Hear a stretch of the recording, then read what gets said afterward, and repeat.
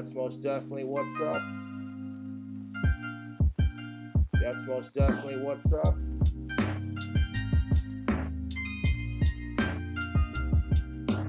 I'm vibing! Death to all of them.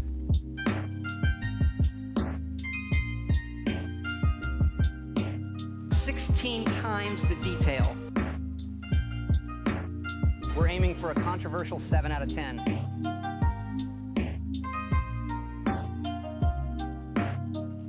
Shout out to the chess club.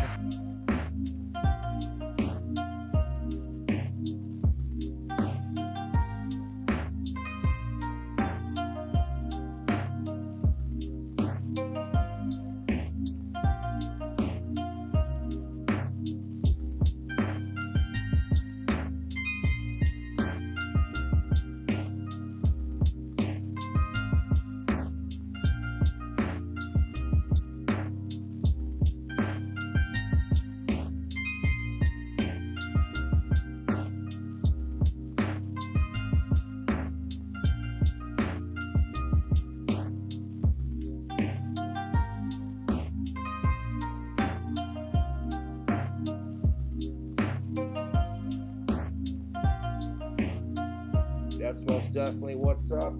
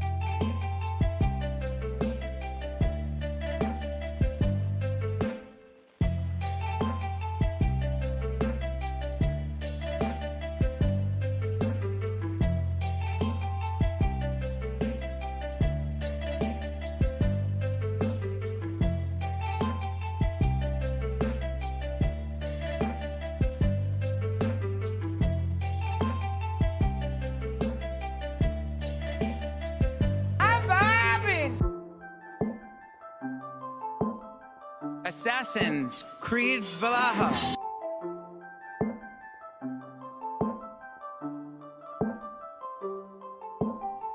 Welcome, everyone. Welcome to another day. Another day, another dime, another dollar. Welcome. How's everybody doing? Hopefully good. Hopefully you're vibing, I'm vibing, we're vibing. We do be do as we do be do. You know how it is. You know how it is. Hi, everyone. Hopefully you had a wonderful weekend. Here in Colorado, it is a blistery, snowy day. Last night, we had like a big winter storm blow in, and it was a little crazy. It was a little crazy. Tons of ice. People have no idea how to drive in the snow. Like, if you don't live in a snowy place, that's okay. I forgive you. But the thing is, like, when it's snowy, there's a couple of do's and don'ts. Number one, you don't drive 85 miles an hour on the highway. I can't believe that's not common sense, but you don't go 85 miles an hour on the highway.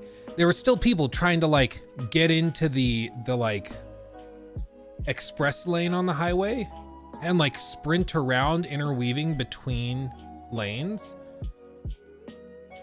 Like, okay, bye to your life. Like, you're gonna kill yourself doing that. But then beyond that, like, people don't seem to understand how to also slow down. It's really weird. Like, in general, I think you're right. People just don't know how to drive in the snow, or how to drive, period. Because it's like, either they drive way too fast and they go like 85 during a blizzarding snowstorm, you can't see 15 feet in front of you, or they go like 10 miles an hour and they don't understand that like your car can handle more than that. Your car is pretty good at managing the snow if you have decent tires and stuff. Which most, I mean, if you honestly take your car to get new tires, or if you bought a car in Colorado, you're either getting all-weather tires or you're getting like winter-proof tires. Like, they're not going to sell you like beach tires. So you're probably okay. But yeah, there's no middle ground, it seems. It's either you're driving at 85 miles an hour or they're driving like 10 miles an hour when they don't have to. You know? Yeah, braking's the big thing. You got to know how to slow down in the snow, and not many people, I guess, have a lot of experience with driving in the snow. In general, your car is pretty good at handling it. All of the like traction control systems in modern cars are very good and pretty good at managing it. But the biggest thing is when it's a blizzard, like, you don't have visibility, don't drive 85 miles an hour on the highway, you know? I live in England, and on Saturday went from sunny to rain to hail in, I'm not exaggerating, 11 seconds flat. Oh, baby. That's like Colorado weather. Colorado weather will go from like beautiful sunny day to kind of rainy, sad day, back to sunny day to blistering snowstorm in just a matter of hours. That's what it was yesterday. When the snow started pouring down, I was wearing shorts and a t-shirt yesterday because in the morning it was like 68 degrees outside. It was beautiful. It was sunny. I was like, oh, it's gonna be a good day. This is gonna be a good day. And then sure enough, like, it ended up being not for much longer. It's nice because you get like all of the seasons of the year compacted into like hours, which is kind of cool, but Jesus, it's crazy. It rained on me in LA yesterday too. Oh, am I making up, or it's like, I thought I read somewhere California's been really rainy recently. Or like you've had floods maybe? Is that what I'm thinking of? I remember thinking California doesn't get that much water, and then seeing that there was a lot of water.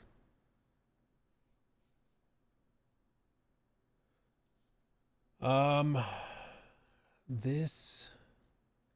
tell you what, YouTube has not been cooperating recently when we've tried to play audio, like music, for the stream on the side. It's constantly like pausing itself because it thinks that I'm playing on this computer, and I'm like, I'm not though. Chillax.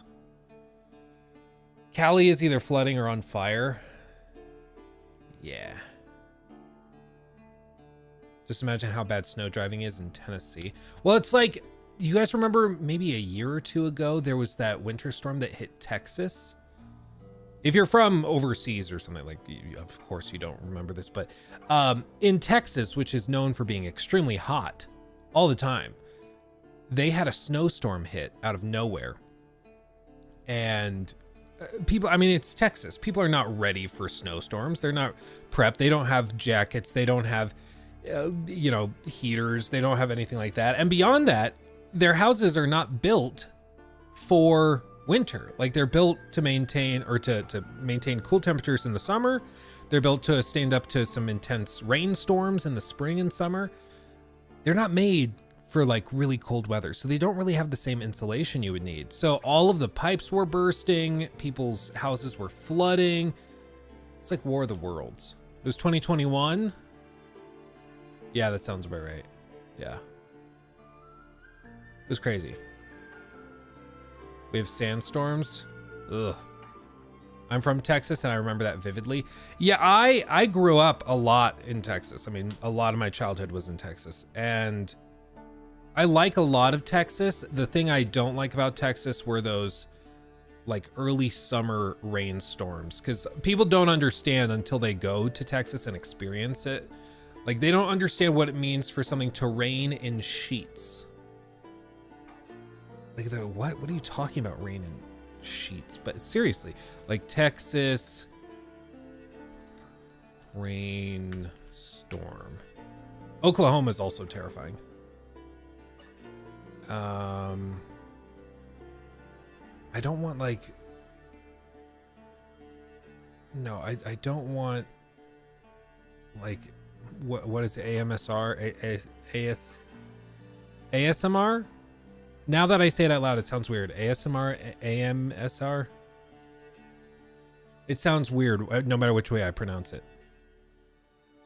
Texas summer rain. Maybe this.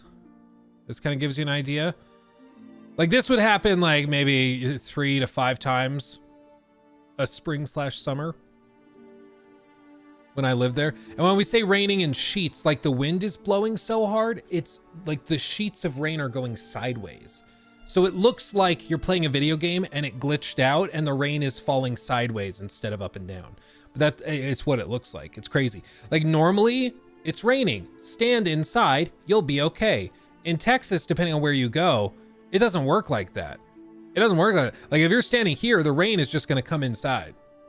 It's going to chase you down. It don't care. It don't care at all. So yeah, I don't miss that. I remember there was, when I was a kid, there was a hailstorm that came, and I mean, I was a kid, granted, so they probably seemed much bigger to me than they actually were. But these things, I remember my grandpa grabbing one. These hailstones were the size of baseballs. Like we had a baseball in the backyard that he grabbed when he was also grabbing one of the hailstones, and it was the same size as a baseball. Like it was crazy. And those things just slam into the roof and all over the house. Like I don't miss that. The tornadoes, I've said before, I am unapologetic in my phobia of tornadoes. I don't mess with tornadoes. I know tornadoes will always win. Always. You will not beat a tornado. If the tornado is coming, you are not. Game over. Red Rover. Like, what? It's like a documentary on the Joplin thing. Or, like, look at this. It's a simulation of it. That's it in real life. Like, I just call me a sissy all you want. I'm not going where that happens. I'm not going where that happens. I'm good. Like, look what it casually can do to a city, to a neighborhood. Like, it's horrifying. It's horrifying. So, yeah, I don't mess with tornadoes. I don't go where tornadoes are. We were saying like, oh, this eclipse is happening, because if you guys don't know, there's like a huge eclipse coming through the northern US. I forget what the exact dates are. It's April 8th. So it's going like this route, okay? So it's a huge eclipse. It's going to last like 3-4 minutes at a time. And it's going to be just a massive solar eclipse. It's going to be super, super cool. And the next one is not until like 2044 or something like that. So I'm like, we should go. We should do this. We should hop in the car, take a little like field trip and go see the eclipse. That could be super fun. But we're looking at it. And the thing is, like, the further north you get, the less likely the skies are to be clear. So the further north you are, the chance of cloud cover being present when the actual eclipse happens goes from like 5% down in Texas all the way to like 50%. Like you're probably going to have clouds in the way if you're up here.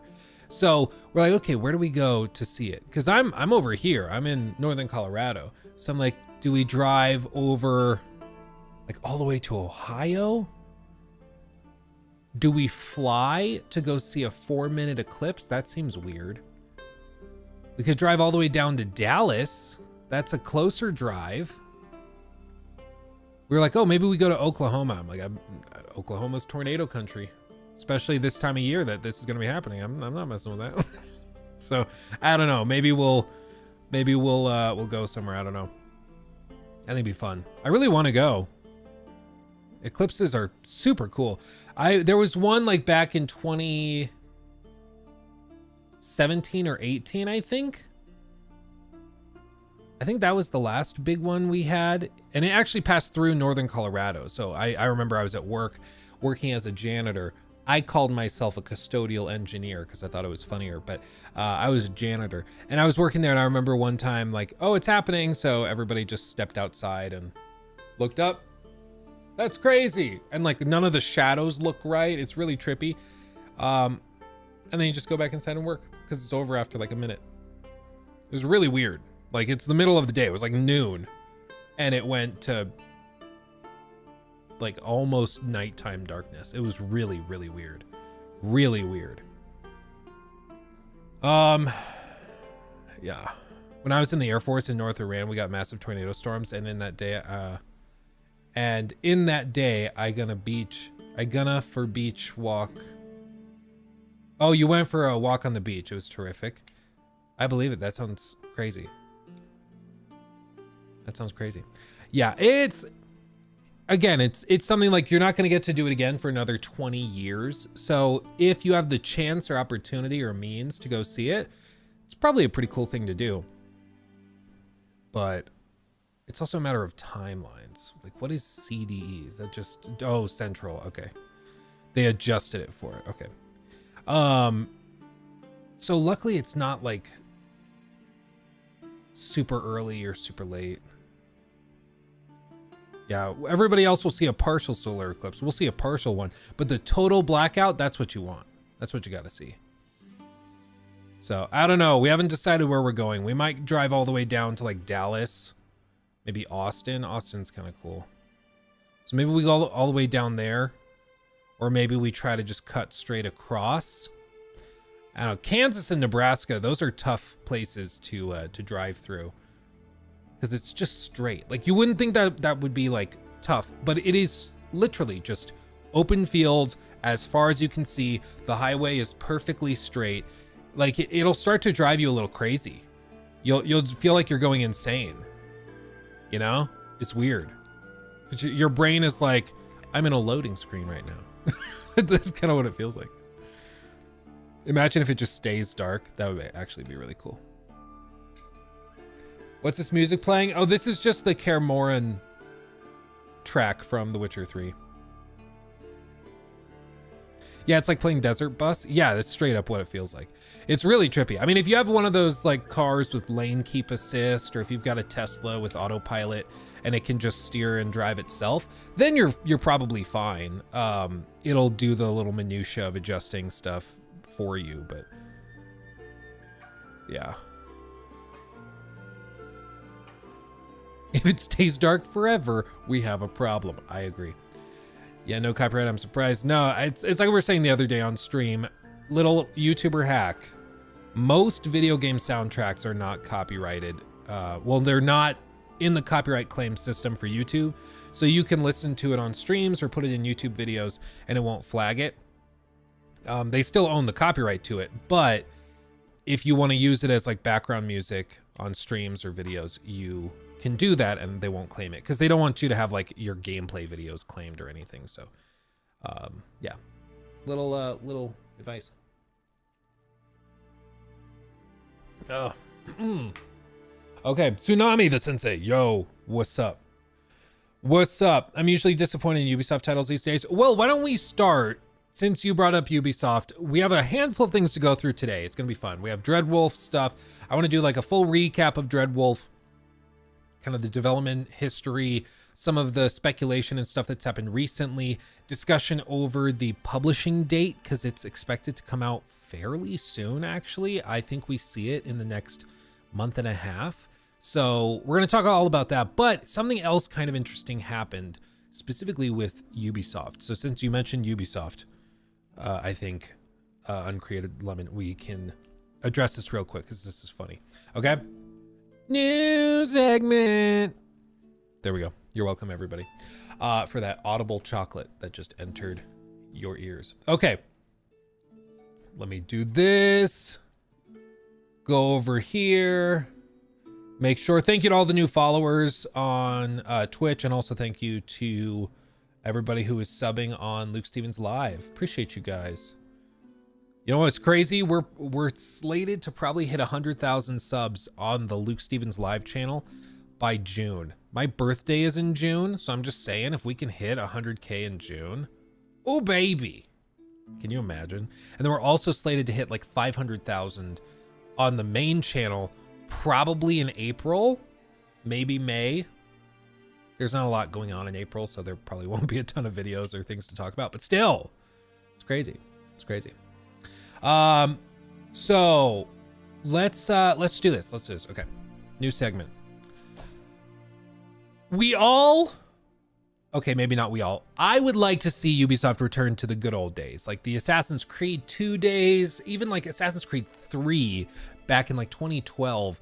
They still were pushing boundaries. They still were trying to do things like bigger and better than anybody had ever seen. I remember the first time I saw the snow deformation tech in Assassin's Creed 3, it broke my brain. Like the idea that you could walk through snow and the snow would deform and leave like a trench where you had walked. It was mind blowing at the time.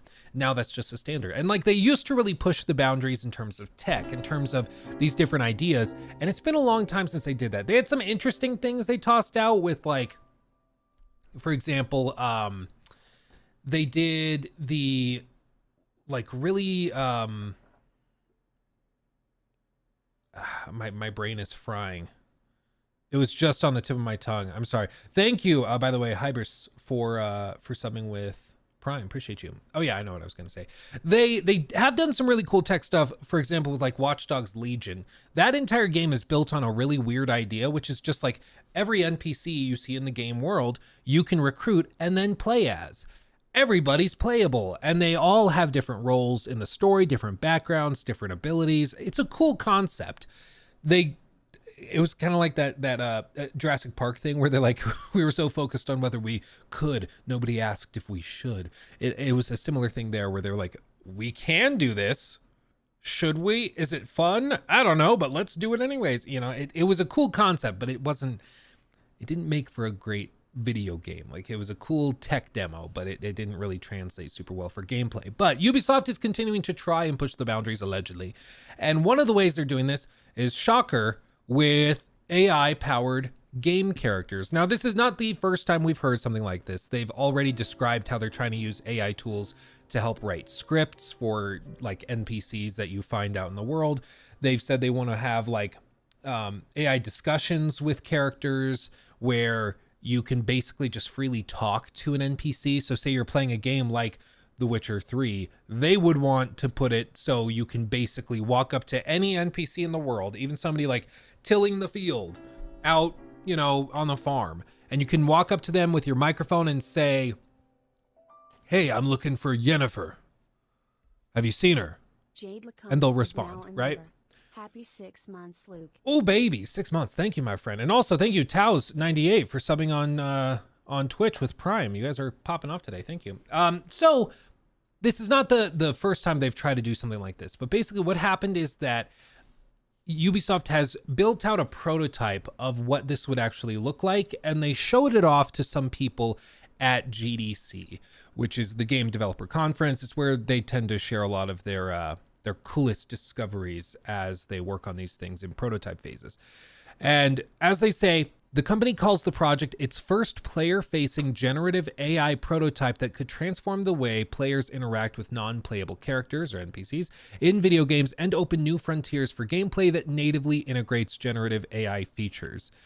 This is something like Nvidia has shown off in tech demos with that one in the like ramen shop that we've all probably seen by now. And again, the idea is just to have it so you can talk to NPCs freely. There are no more dialogue options, no more dialogue choices or anything. They can build it out so that you talk to an NPC just like you're talking to any other human being, and they should be able to respond in a somewhat realistic way. Now, I've said that this sounds really cool, right? This is a cool concept for gameplay, but let's be perfectly honest, okay? Let's just call it like we see it. Part of the benefit of this is that if they tie this into, say, something like ChatGPT or some other large language model that needs an online connection to work, guess what? Every single player game that requires this tech will have to always be online. Every single one, right? They could theoretically like build in a language model that works natively on like a console. They could technically maybe have it so like this feature is only supported if you toggle it on. Otherwise, it's just regular dialogue options. They could do something like that. And I would imagine that the first few iterations of this that we see are going to work like that, where it's going to be like a cool bonus feature you can use if you want, but you don't have to. But I think eventually this will be a great opportunity for the executives to force you to have games always online. And the reason they like that is, for one, it pretty much negates piracy in a lot of instances, especially something like this where you have to have verified tokens that can be redeemed with OpenAI or whatever other platform you're using for this type of generative AI stuff. So for executives, they love the concept of always online content. One of the other things is that this will require like, in order to use ChatGPT or OpenAI stuff, you have to access the API and you have to access it using tokens. And these tokens you can buy in bulk, and they're not crazy expensive, but basically the idea is that if you submit a bunch of text to ChatGPT, that requires them to process it on their server farms, and that can take a while, and that takes energy and power and everything. So they charge you for that. Something like this, their goal would also be to charge companies like Ubisoft for the service as well. So you could see this only come to like big MMOs where you're paying a monthly subscription fee, and part of that subscription fee pays for the processing of this stuff. You could also see it where it's like an upgrade. So it's like, ooh, Assassin's Creed, whatever, World War II. And if you want the free open discourse with NPCs, it's an added charge. You have to pay an extra $10 a month in order to freely talk with NPCs. And it's like the AI subscription or whatever. They have to probably do something like that. I know there's talk for next gen consoles where they're going to try to have processing centers and like neural network engines and stuff native to the consoles, actually on the consoles, so you could do all the processing natively. If that happens, awesome. But based on my latest reading, like even Apple for the next iPhone, which is like even for the pros, over $1,000 device, they aren't even able to get full like large language models, large language learning models or whatever, working on the iPhone. So they're still relying on cloud services, and they're expected to partner with like OpenAI or somebody to do the big processing for more complex tasks and stuff. So we'll eventually get there probably, but you better believe if executives can find a way to charge you out the ass every step of the way for something like this, a cool feature, they're probably going to do that. But let's see what exactly it is. According to Ubisoft's news post, these NPCs are created not by a machine, but by a human writer who shapes their character, backstories, and conversation style, and then continues to tweak once the learning language model starts improvising dialogue. In a private demo at GDC, Ubisoft showed invited press several demos in which players would interact with the AI-powered characters using voice commands, reports GamesIndustry.biz. The first challenged players they first challenged players, I'm guessing, to build a relationship with an NPC called Bloom, who would respond to questions and react depending on the tone of their voice. So allegedly it can even detect tone and emotion. So if you're angry and you're yelling at an NPC, or if you're quiet or you're trying to be sexy, I don't know, could technically, I guess, try to recognize that. Interesting. Players were then encouraged to learn about his backstory and other characters. Okay. If the right questions are asked, it will trigger scripted information relevant to the game, and building a relationship would allow the player to level up their link with the character via an on-screen meter, which unlocks more behaviors. In a second demo, Bloom watched a stealth mission with a drone reacting to what was happening in the mission, responding to questions from the player, and showing awareness of progress and his surroundings. Interesting. A third demo featured an NPC called Iron during a mission planning stage. Seriously, did they just pick like the weirdest, most like... I've never met somebody named Iron or Bloom. You know, whatever. Moving on. Iron suggested ways to approach the infiltration of a building, and players were encouraged to challenge her ideas, which would cause her to comment on whether she believed the players' ideas would work. According to Ubisoft, the objective of the demo is to enhance narrative immersion and provide a glimpse at the numerous roles advanced NPCs could take within games. Neo NPCs are the result of an R&D initiative led by a team at Ubisoft's Paris studio and supported by Ubisoft's Production Technology Department. Ubisoft also collaborated with NVIDIA and In-World AI. In-World AI's character engine and LLM technology enable Ubisoft's narrative team to build a complete background, knowledge base, and conversational style for each NPC, while NVIDIA Audio to Face, part of NVIDIA ACE suite of technologies, is used to enable real-time facial animation. It could be the start of a fantastic paradigm shift. Xavier Manzanares, director and producer of the project, said, for the first time, the game world actually listens to and dynamically responds to players. Social interactions and skills become part of the gameplay. Smarter NPCs like our Neo NPCs have the potential to become a breakthrough addition to the traditional NPCs we see in games today. They provide the ability to create even more immersive worlds and emergent stories. Interesting. And this is followed up by news that according to a survey conducted by Unity, almost 2/3 of game development studios are now using AI as part of their workflows. But this was very vague. It wasn't clear if this was stuff like this or if it was something more like, oh, you're using ChatGPT to respond to customer emails. It wasn't super clear. But anyway, with all of this, it's a cool thing. And I do think that eventually we get this in most games. I've been saying for years, you guys can go back to like videos I did in 2019, 2018. I probably was saying around the time of Red Dead 2.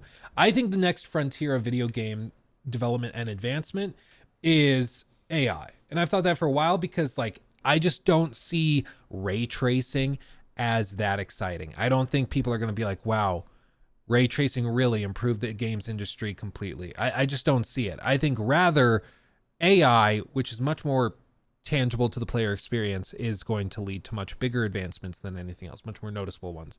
And so I think it makes sense that we're seeing this push. And beyond that, there are business reasons why it makes sense for companies to push it. Because again, if they can force games always online with a gameplay reason, then they kind of are free of the obligation of that. I think that's unfortunate because it probably leads to situations where not only do games get shut down when they're no longer supported, but it also leads to situations where people who are not swimming in money literally can't afford to play the latest and greatest open world, adventure games or RPGs speaking to players. It'll be, I think, potentially damaging because you'll have two classes of players: the players that get the game and just play it, and then the players who get the game and can afford for the premium experience of higher end NPCs. But maybe they find a way to do all of this processing natively on the device. Maybe they find a way to do that. That would be my hope. Maybe we get that with next gen consoles. Maybe we get that with even the PS5 Pro, though that's unlikely. We'll talk more about that in just a few minutes. But still, it's an interesting development. At least it's something different and new. And I think that this would actually feel notably different compared to the things we've gotten recently, where it's like, ooh, we have DLSS or FSR2 on our game now. That's the biggest advancement we have. And so now, yes, it runs at 540p, but it upscales so it looks like a blurry 4K. You're welcome. Now, this could actually lead to a situation where it's a technological leap that feels significantly differently, and it will actually affect gameplay in a noticeable way, which would be, I think, cool. I think that's a good way to do it. Let's see, Vinyl. This feels like it'll become a niche gimmick in indie and AAA games, but will become a horrific plague upon large game companies as suits want to use this to cut costs rather than enhancing experiences. Well, and that's kind of the big question mark with this, is that AI stuff is a tool, right? Tools can either be used to create even more impressive works of art, or they can be relied upon to remove the artistry from whatever you're discussing. Like, you go back and you look at some of the things that the ancient Egyptians crafted with nothing but copper chisels and hammers. The hammers weren't made of copper, but you get what I'm saying. Copper chisels and wood hammers. And they were amazing works of artistry and craftsmanship, stunning. And those tools were not that advanced. Don't you dare, and I swear to God, if somebody goes, well, actually it was aliens, I swear to God, banned right away. But the moment we get like these power tools, it should be easier to make those works of art. But we don't see as many, right? Hey, look at us, 14 months. Oh, baby. Who would have thought? Man, I miss tuning in more regularly to your streams. Still a great time when I do. Work, pensive face. Pensive face indeed. I appreciate you coming by, my friend. In 14 months, that's crazy. Yeah, that's wild. We miss you. We miss you, Proto. I'm glad to have you here today. Glad to have you. Thank you. What was I saying though? Oh yeah, just tools you would hope would just enable you to make even more impressive and crazier works of art. But often they can be treated as a crutch to make creating those things easier and more streamlined, so it's less impressive when it does happen. And I fear, just like you're saying, Vinyl, I fear similar things where you could see Ubisoft and other big studios relying on these AI tools to bypass what was traditionally done by like world artists or the narrative team writing out scripts for NPCs and working with voice actors and actresses to create experiences to talk to players and things. All of that could go out the window if AI is just going to handle all of it. And while I think AI is an incredibly powerful tool and could certainly lead to very impressive experiences, kind of like these demos are projecting, that like, oh, you'll have actual people basically in games that respond and have personalities and actually can talk and discuss with you. That could lead to some crazy instances. Like, imagine playing a game like Uncharted, but you're playing as Nathan Drake, and you can just have a conversation with Elena as you're exploring, or with Sam as you're exploring and climbing around ruins and stuff. You could actually talk to him about his background. You could ask him questions and interrogate him a little. There's all sorts of crazy things that could happen, and you could build crazy cool relationships that are super robust compared to what you would traditionally get in a video game by doing something like that. But that might not actually lead to a better overall game, and it could harm the industry if the industry starts to rely on that too much, which, as we've seen with pretty much every technological leap in the last 20 years, in the gaming space especially, whenever a leap is made, companies start to rely on it, and other things seemingly suffer as a result. We get ray tracing, that's awesome. Now the game can look and run like garbage, but if it has ray tracing, it's supposed to be okay. Now that we have FSR and DLSS and all these upscaling techs, it's like, okay, well, we'll just turn those on and optimization can take a back seat. Like, who cares? It'll run like crap, yeah, but it has DLSS, so it technically is getting to this frame rate target. Yes, it looks super blurry and it's super kind of crappy, but still, we technically hit it with those bells and whistles we added. So my hope is that this is a tool used in clever and creative ways. But let's be perfectly honest, I see this more likely being used as sort of a scapegoat for executives to force games always online, to potentially introduce monthly subscriptions into single player games. And, you know, I think if you look at the application of a technology like this within Ubisoft itself, it's probably something where it's like, you want to play the latest Assassin's Creed game through Assassin's Creed Infinity, their new hub they're going to have. Cool. If you want the cool generative AI feature to be able to talk to NPCs freely, that's an extra $15 a month or $20 a month. And it applies to all of your Assassin's Creed games under Assassin's Creed Infinity. But you have to pay that extra monthly fee. I think that that's what they do. I think that's more likely it. So while it's a cool technology, I agree. I'll believe it when I see it applied in a really novel and pro-consumer way, because most likely, I think at this point I would put more money on it being used to milk players for more cash money. That's my guess. The Gum Cuzzler 69. Thank you. 5 community subs on Twitch. Wowza, wowza. Thank you, my friend, and welcome everybody to the Red Flag Army. Appreciate you. Appreciate you. And then also Morgan, thank you for the 249. Now this is Quintuple Gaming. Exactly. Exactly. Is Quartz still a thing? I think the website's still up, but I think they are. Yeah, it's still up.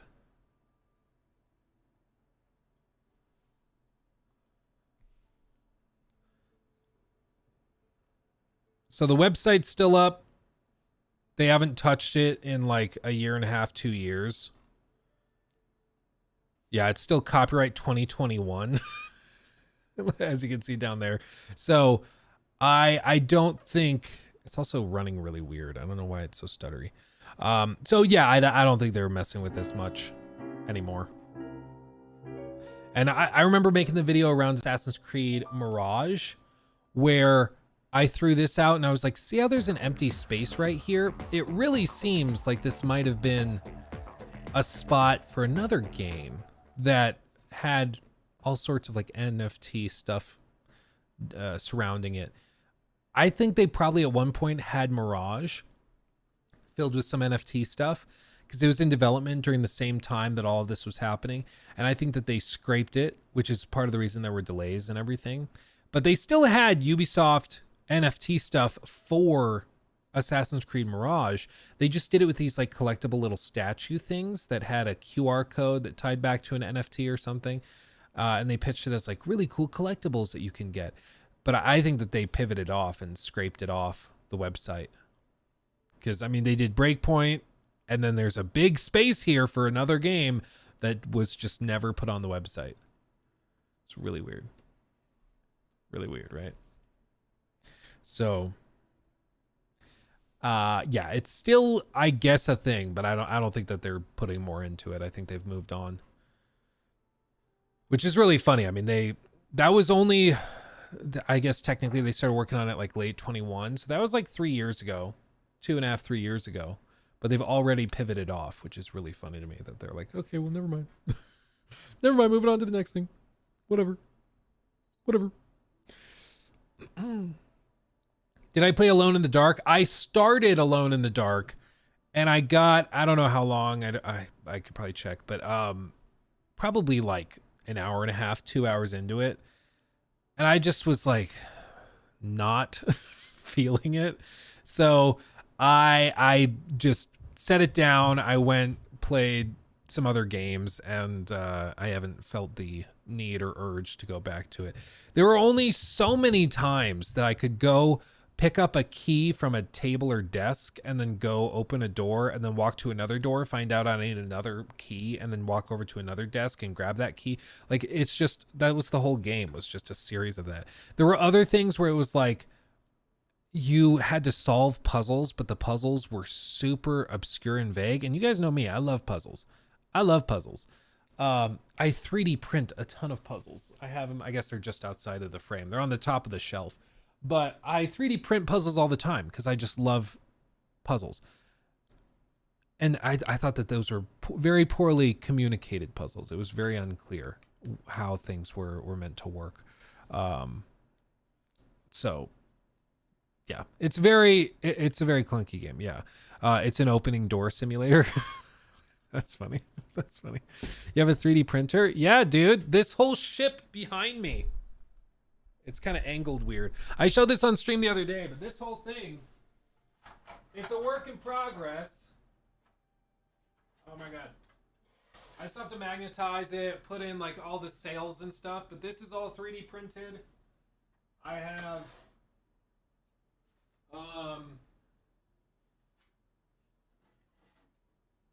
I 3D printed this skull dice tower. So you put the dice into his eye sockets and then it spits out his mouth, which is kind of fun. This guy I just finished printing last night.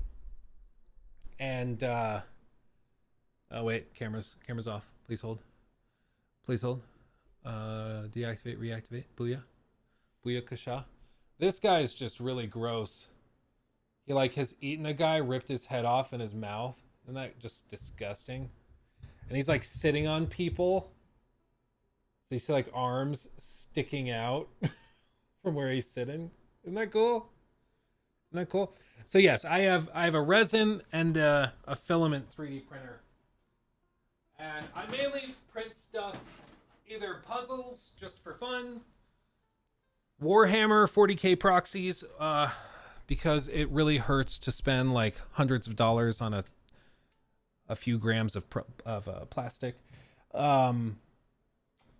and yeah, D&D stuff is the other thing. D&D models and stuff. The Titanic 2, no, the Titanic, that's a Lego Titanic. That one is just Lego. So yeah.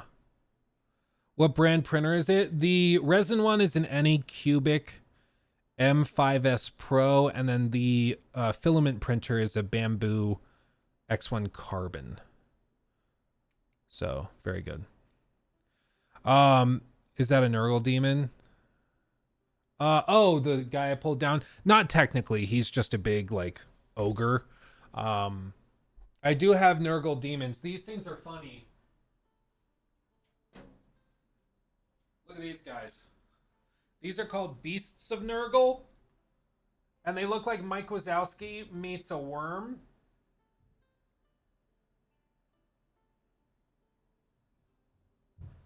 They're very funny. Very cute. Like the tongue sticking out of it. They're fun. The other one was this one. I'll show you this one.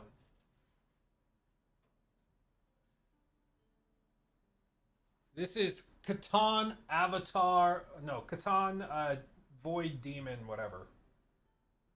He's just really trippy. Very flimsy because he's like floating on electricity, basically. But super cool. Isn't that cool? Isn't that cool?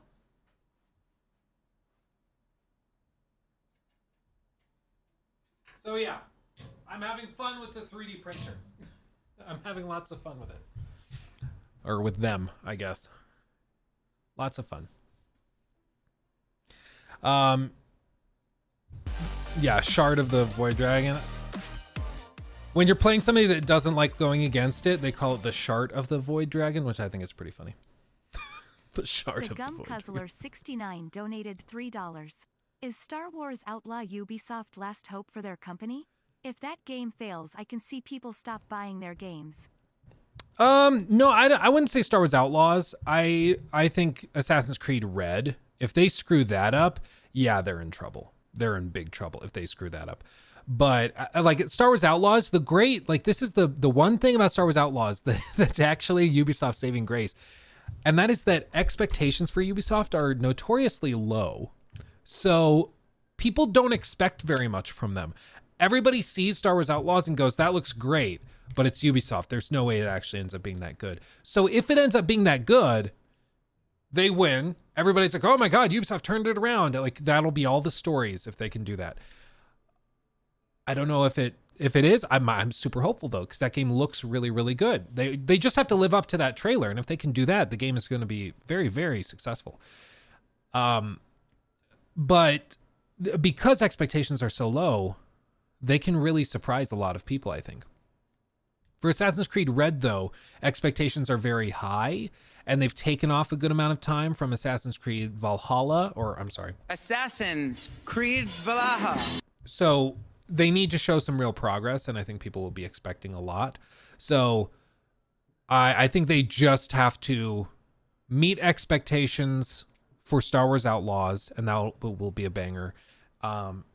And for Assassin's Creed Red, if they can meet expectations, that'll also be a big win. Especially, like, remember, people were people were saying that, now it's funny. People were saying that Rise of the Ronin, they're like, oh, do you think Rise of the Ronin makes Assassin's Creed look really, really bad in comparison? Because Rise of the Ronin is going to just look like such such a great combat system and everything. And it's just going to make people blown away. Like, I just... I now it's really funny because Rise of the Ronin ended up being a bit of a train wreck by comparison. Like, where was Joraptor's? Yeah, Joraptor's video.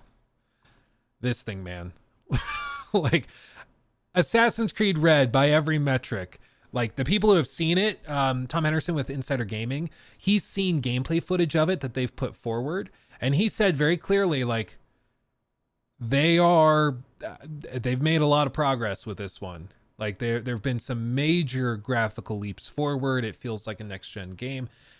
And I think that compared to this, I mean, people were saying there's going to be side-by-sides with Rise of the Ronin, and it's going to make Assassin's Creed Red look really bad in comparison, especially with combat. Now, these side-by-sides are just going to make Ubisoft look like Rockstar in comparison, you know? Like, it's crazy. It's crazy. Rise of the Ronin's a great game if you overlook the graphics. Well, it's not just graphics, to be clear. It's the overall technological package. Like, the way that they have everything structured in the game, even with like the main stories being basically little vignettes that you go through. It's structured in the same way as their previous games, which isn't bad if they made it like their previous games, but they tried to put forward an open world game and they just weren't able to deliver on that. And it's just, I've tried to keep playing it and I just can't find the dopamine in it. I would much rather play like Wolong. I'd much rather play Neo again. It's just a big old swing and a miss for me. It's just not working for me. Maybe in a couple more iterations they figure it out, but I would just much rather have seen them go with what they're comfortable with and what they're really good at, which are those more linear games with smaller but more tight levels. And I think that would have been a much better fit for them, because the open world thing, it might look easy. It really is not easy. When is Wukong releasing? I think later this year. Isn't it holiday? I think it's holiday. All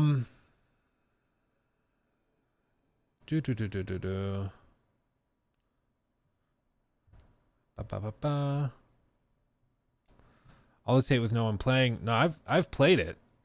I just found it wanting, you know. Oh, we stream on YouTube? Yeah, I stream on YouTube and Twitch. We co-stream it. Have we heard enough about Black Myth Wukong to get solid expectations? Joraptor played it at... Was it Gamescom he said he played? I think he said Gamescom. But Joraptor's played it, and we talked about it on the podcast. He said it actually is that good.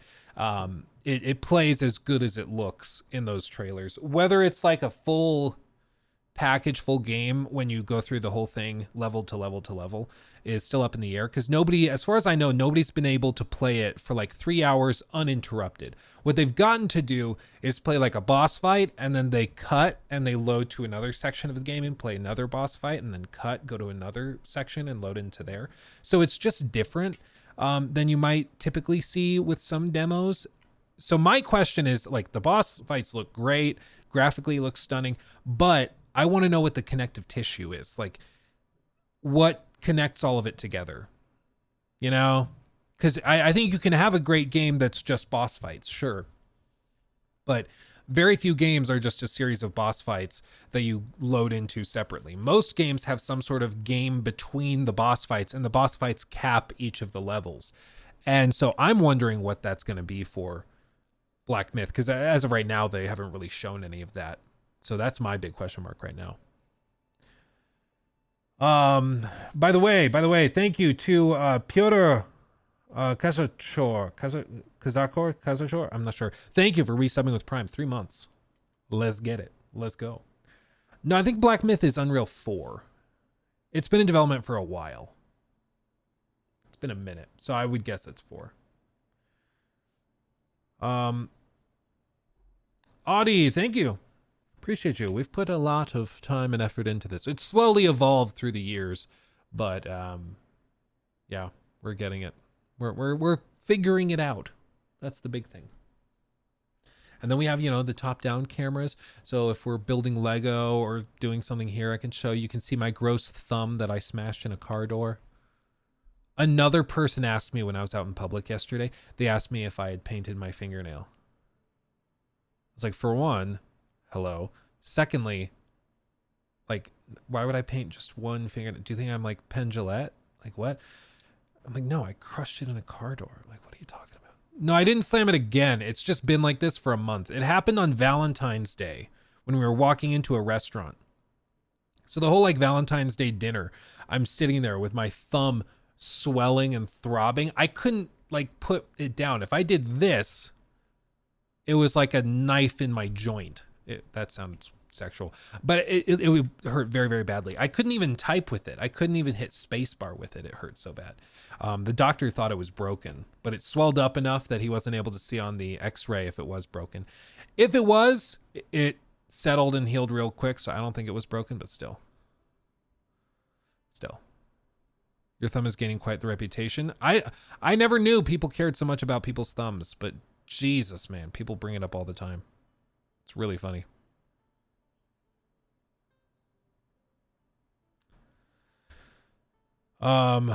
They decided to move up to Unreal Engine 5 in 2021. Oh, really? Enchanté, madame. Okay, well, there you go. I stand corrected. They actually upgraded it. A lot of studios, like, if they're doing a lot of work on the engine, like custom work, they'll just keep it Unreal Engine 4, and then they're like, okay, next game we'll move on to 5, because we'd have to redo so much stuff to get it working in 5.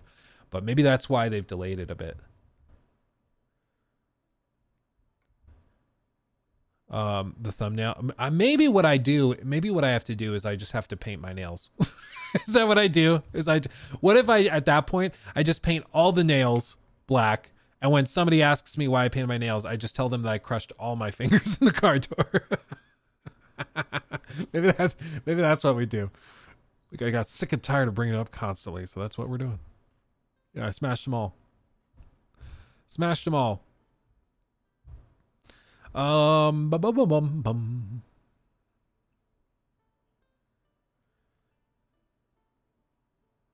Oh yeah, this was cool. I guess we can mention this real quick because we were just talking about this. Hold on.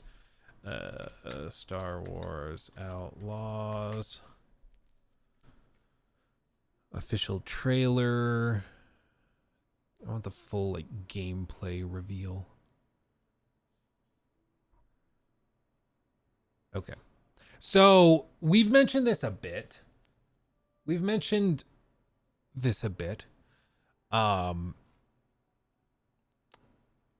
sorry. I have to do it officially. New segment. I know what you're thinking, Luke. I didn't know autotune could sound worse. But yes, it can. New segment. There you go. So, oh, and they just dropped the review for South Park Snow Day. I didn't know that. Dude, I should have reached out for a review code.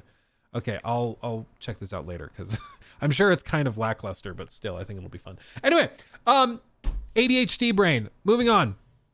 Star Wars Outlaws. This is a game we're all kind of keeping an eye on because I think it looks really good. People's consensus is that it looks great, but it looks too good to be true, too good to be coming from Ubisoft. And I think that is actually a real asset for Ubisoft at the moment because all they have to do is meet those expectations. Nay, exceed them. I mean, they could exceed them, and that would be even better. But if they can just meet this level of quality, I think we're in for one gosh darn heck of a treat. I'll tell you what. I mean, not only does it graphically look next generation, or I guess current generation, which I can't believe is like a standard we have to demand nowadays. But as we've seen in the last week or two, you kind of have to, because a lot of studios are still putting out stuff that looks like like PS3 games or 360 games. And so I'm glad to see that at least something's being pushed a bit to the boundary. It seems to also have some really interesting mechanics and stealth systems and things. It seems to be honest and real with the source material as well. I appreciate all of the UI elements being thematically very, very accurate. Also, the balls of also doing like an ultra wide trailer, not that common. As somebody that loves playing games in ultra wide, that's awesome to see. Combat looks fine. It's kind of tough to get a gauge of how it'll actually play based on this footage, but it looks fine.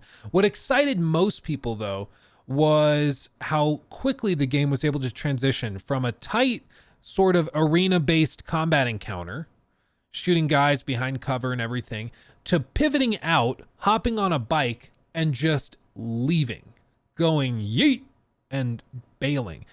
And our understanding of the game is that it's going to have a series of planets that will work kind of like, I mean, some other space games, but basically each of these areas are going to be one big map. So when you travel to this planet, it's one huge open world map, and that's the planet. Kind of like in the Star Wars movies where it's like, you're going to the whatever they call it, Endor.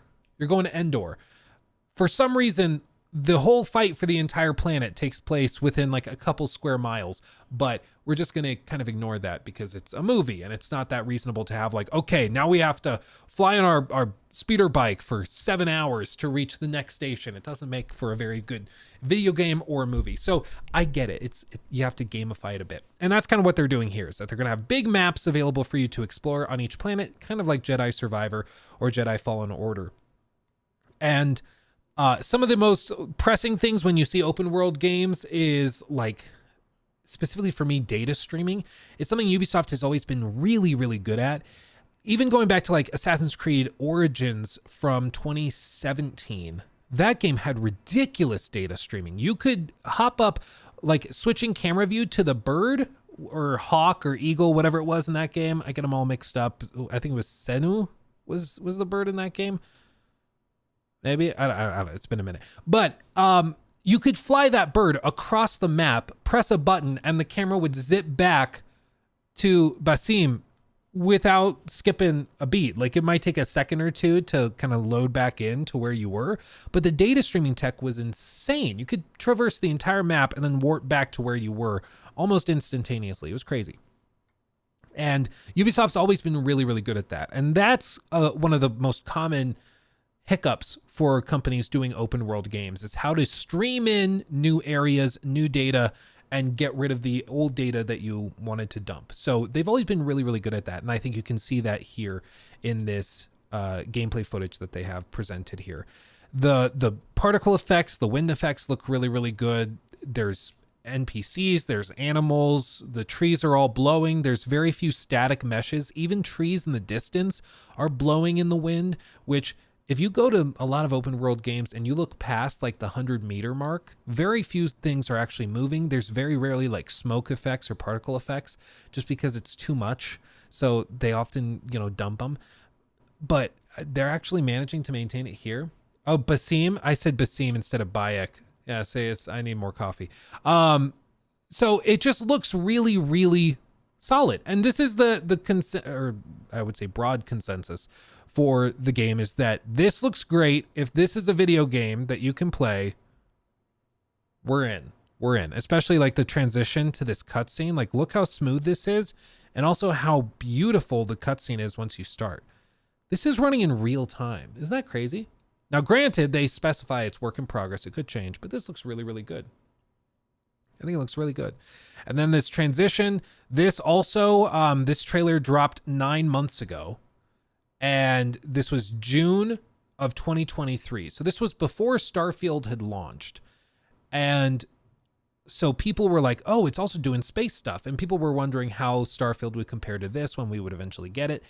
And one of the craziest things is that it actually seems to be doing something a lot of Starfield players really want from the game, really want Bethesda to add to it, which is this seamless surface to space transition. Now, it's not like people are like, oh, you can't just fly it freely. This is like a covered up load screen. You're right. This is a load screen.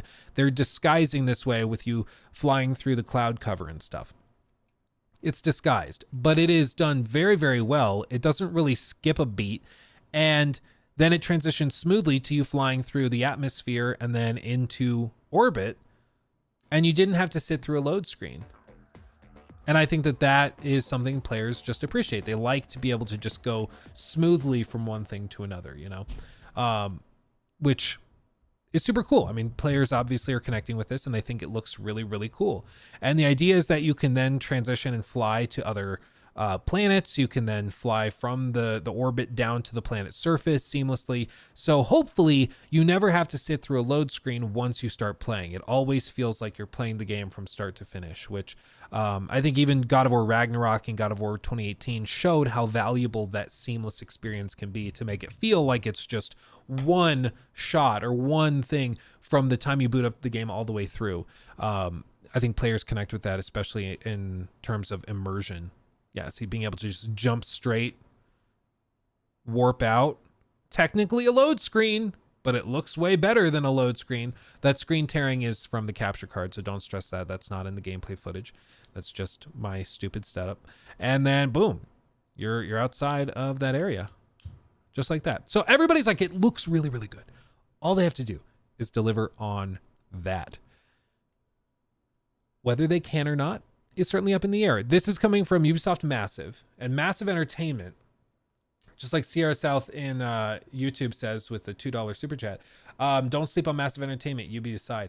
Well, yeah, so Massive Entertainment, they know what they're doing, okay? Those guys, I met with some of them at the Avatar Frontiers of Pandora event, and while that game had a lot of problems, I think few of the problems were specifically related to Ubisoft Massive. I think a couple of design decisions were less than optimal. The focus on like the cooking system and the poor payout and reward for cooking. I think that was probably the fatal flaw of the game that just caused open world exploration to crumble. The rewards for completing quests and like big fight encounters and boss encounters, all of those rewards started to crumble when the cooking system wasn't very robust. And the reason I say that's such a big deal is because I asked the gameplay director of the entire game in an interview I had one-on-one with him, and I asked him, what's the gameplay system that you think people are sleeping on and that's going to make this game work for people? What is the system that people don't realize is crucial to Avatar Frontiers of Pandora? And he said the cooking system, which for me was just a big old swing and a miss. So they had a couple weird decisions, but I think most of Avatar Frontiers of Pandora's problems came from the fact that it was seemingly in development hell for a while. It was held back, I think, a lot by the production of the films. And the specific thing that we learned with it is that Lightstorm is the company that James Cameron, or as they all called him, Jim Cameron, that he runs. And they produce, of course, the Avatar films, and they're in heavy production right now. I mean, the only reason apparently Jim Cameron was not able to meet us at that event at his studio in Los Angeles was because he was off in, I think they said, New Zealand, filming for Avatar 3. So it's a fair excuse, a fair reason. But they his whole company, his whole team is working on those films in real time over the last however many years. So while they work on Avatar Frontiers of Pandora, every time that they were sending emails back and forth or trying to schedule conference calls to work on Avatar Frontiers of Pandora, they were in the second seat having to wait until the team was ready to take a break from the movie to go and talk to them about the game. And I think you could tell in the final product, it felt like they were a bit of an afterthought on the part of Lightstorm. I think they meant well, but because they were actively producing more of these films, they were a bit of an afterthought, and the priority went to the movies, not to the game. And I think you could tell. As for Star Wars Outlaws, of course, this is a game also partnered with Disney. This is a Star Wars license instead of, well, actually, is Avatar technically Disney, or is it Universal? No, it's Disney because they have the Avatar park, right? I think it's still Disney. Maybe they bought the rights to it. I don't know. I haven't looked into it. But either way, it's still a huge license with a lot of baggage associated with it. And as a result, there's going to be some baggage during development where they have to make sure that like Disney's okay with what they're doing and they have to jump through those hoops. However, it seems that Disney is much more flexible and much like maybe it's just the Lucas film team is more responsive or whatever, but it seems like they are much better about working with these outside teams than Lightstorm was. It is still Disney. Oh, it's Fox, but Disney bought Fox. Oh, okay, I'm tracking. Okay. So it seems like they've been much more free to do what they need to do. And there's also a much more robust catalog of things you can and can't do with Star Wars, considering the franchise is much older and there's been a lot more work done on it. So I'm optimistic that Ubisoft Massive could come out swinging with some really cool stuff with Star Wars Outlaws. Now, a really interesting thing happened just the other day with regard to Star Wars Outlaws. And this was reported on by our actual friend of the channel, Joraptor. Star Wars Outlaws just got rated by a Korean ratings board, which indicates that a release could indeed be pretty close. For comparisons, Assassin's Creed Mirage was rated on July 17th. It launched on October 5th, 80 days later. Star Wars Jedi Survivor was rated on January 9th, then planned for March 17th, 67 days. I think they delayed it after that because it was having problems, but still, it was originally supposed to release on that date. Delayed to April 28th. I just need to read more, and then it answers my questions. So it was delayed a little bit, and then it was fine. Division 2, a previous game from Ubisoft Massive, rated on January 8th, launched 63 days later on March 12th. So a release date in late May, early June is still possible. Otherwise, it's probably going to be September. So if you look at this, based on these previous dates, they could be as little as 2-3 months out from launch. Now, do I think that that's likely? Personally, I don't think so. I have a feeling that they're going to pour a lot of money into the marketing of this game. It seems weird that they would drop it with only like 2 months notice or 3 months notice. It seems a little odd. I think that they could probably get away with marketing it a lot more. And frankly, the fact that there have not been preview events, the fact that there have not been any sort of just really any exposure to the broad public of what the rest of the game has to offer, that makes me wonder, either they're trying a totally different approach and they're going to try to keep this kind of buried and then drop it suddenly, kind of shadow drop level of excitement, see if they can do that. I don't think Disney lets them do that. I think Disney demands a certain marketing campaign and budget, so I don't think they can do that. If they were to next week, let's say April 3rd or something, they announce, okay, big event for Star Wars Outlaws. Here we go. Blah, blah, blah. We're going to do a gameplay preview. Here's 10 minutes of gameplay. Here's this trailer. We're launching in May. There we go. And then just start blasting the internet with ads. Maybe that works. It's not their standard practice. They tend to advertise a little bit more over longer periods of time, but I guess it's technically possible.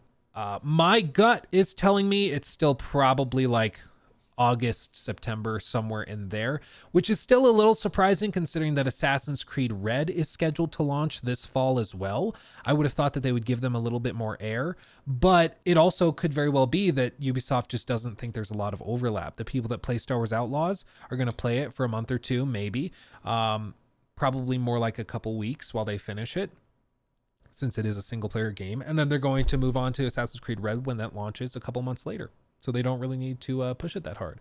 So I am leaning more towards later this year than sooner. And I can tell you guys right now, this is one of those little things that I can always be coy with. You guys will ask me all the time. You're like, oh, Luke, did you get this review code? Did you get to play this game early? Did you get to do this or that?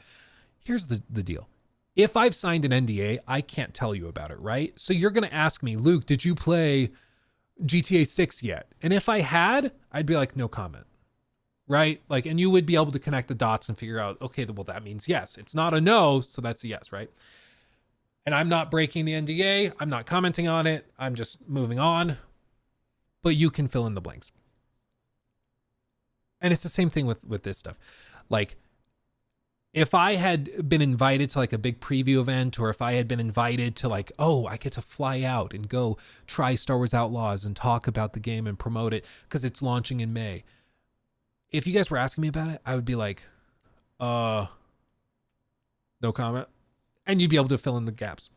But I can tell you right now, I have not heard anything. I've not been invited. I don't know of anybody who has been invited to a preview event. And I would be stunned if they don't do preview events for this game. I would put a lot of money on them doing preview events. Whether or not I get access to those, who knows? Who cares? Like, nobody out there should care. I'm a YouTuber. I'm already living my dream life. I'll be okay. But still, I think it's telling to me that not only have I not gotten anything, but I have not heard of any other YouTubers getting a call or a tap. Even other YouTubers that I would be very confident would get invited to these events, none of them have been invited to anything. So either the events are not happening and they're launching in a month and a half, or it's not launching in a month and a half and they're taking a little bit more time. That's my expectation. It's going to release on May the 4th. I think that would be really funny. But what day of the year is May the 4th this year? Hold on. Or day of the month. May 4th is a Saturday. Most video games launch on Thursdays or Tuesdays. Part of it, I looked it up once. It was like it tied back to like release schedules back in the 80s and 90s and how they delivered product to stores. Because like they load up the trucks with all the discs and stuff on Monday and then ship them out Tuesday. And nowadays it's mainly launching on Thursdays because they want to have the team in the office on Friday in case there's any support stuff that needs to happen. And then they can take a long weekend and celebrate and rest. But it's pretty rare for games to launch on a weekend. Yeah, if it was coming early May, we'd know by now. I think so. I mean, like a 2-month or a 3-month turnaround for launch from announcement of the release date to actually putting it out is a tight turnaround. So, I mean, if they were like, yeah, we have like a month and a half, that would be surprising. The game could be done. The game could be ready and they could just get it to the point where it's like super ultra crazy polished. And they're like, okay, now we're going to do all of these press events. We're not going to have a situation where we have preview events and press are trying these games out and they're not liking it. Like what happened with the Suicide Squad, where people went to those press events, or I guess they only did one, but they went to the press event at Warner Brothers Studio and were left like, you know, that they don't want that to happen. So maybe that's what they're doing, is they're just going to take their time and really make sure this is ready for showtime. Already it's crazy they're turning this game around in less than a year from when they put out Avatar Frontiers of Pandora, but it is a separate team within the studio, so maybe it works. Are you excited for the first season of Suicide Squad tomorrow? Is it tomorrow? I think it's the 28th, right? It's in like 3 days. So it's, I mean, I'm going to play it. I'm excited for it. I want to see what they can do, but yeah.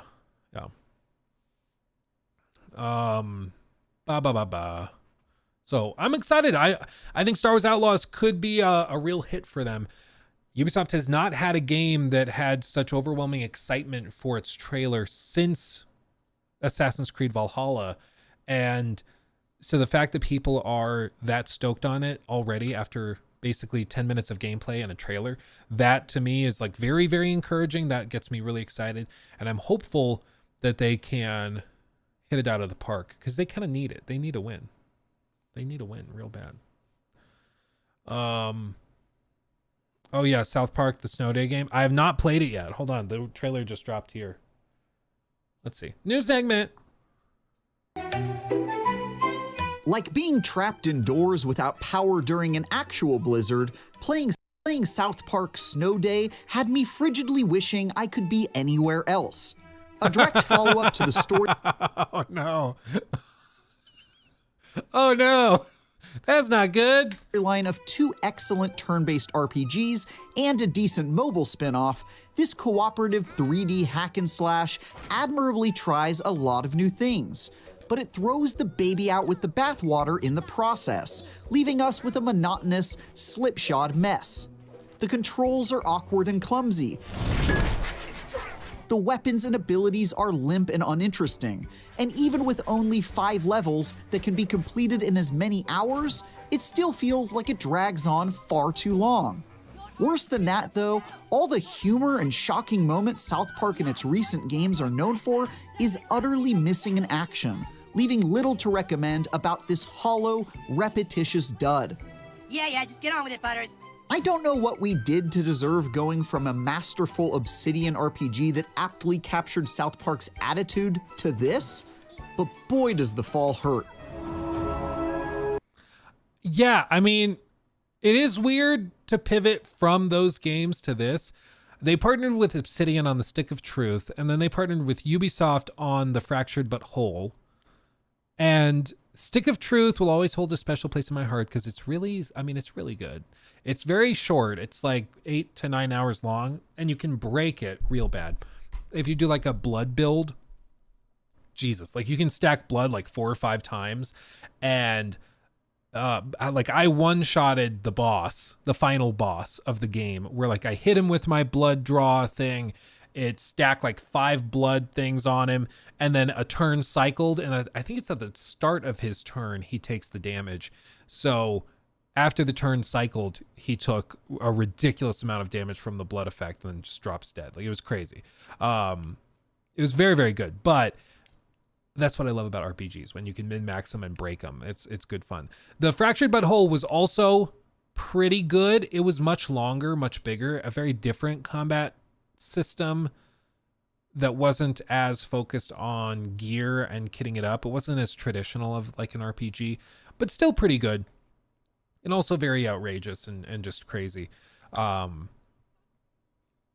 so I would have hoped that they could have continued to like go with that and grow it, but apparently they just pivoted off and did this, which it's never looked very good in the trailers we've seen. It's always been like, okay, that's weird, we'll check it out, but it sounds like it's just a mess. Whoa, kid! It's so beautiful! No skin, everybody! No skin! South Park Snow Day is a perplexingly boring third-person multiplayer game where you and up to 3 of your unluckiest friends smack and blast your way through waves of samey first graders. Aside from some mildly interesting card-based leveling mechanics and an amusing one-liner here and there are remarkably few bright spots in this misadventure. You know what desperate, stupid people want? NFTs. The vast majority of your time will be spent trudging through 5 levels of repetitive and tedious hack-and-slash combat that feels like it's straight out of 2008. Even more disappointing is that it never once made me gasp or guffaw at an outrageous situation. What? Ah! South Park: The Stick of Truth saw us spelunking in Mr. Slave's large intestine, dodging genitalia in the world's most messed up rendition of Honey, I Shrunk the Kids, and questing in the 2-dimensional and entirely accurately represented country of Canada. It was filled with hilarious moments that made me question how in the heck Ubisoft avoided an adults-only rating from the ESRB. The same was largely true in the follow-up from Ubisoft's internal studio, Wait, what was that? He said Ubisoft 2014. It was Obsidian, though. Did Ubisoft publish it?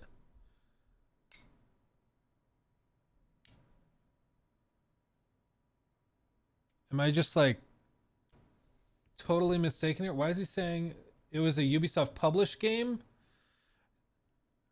Maybe he just phrased it weird where it broke my brain.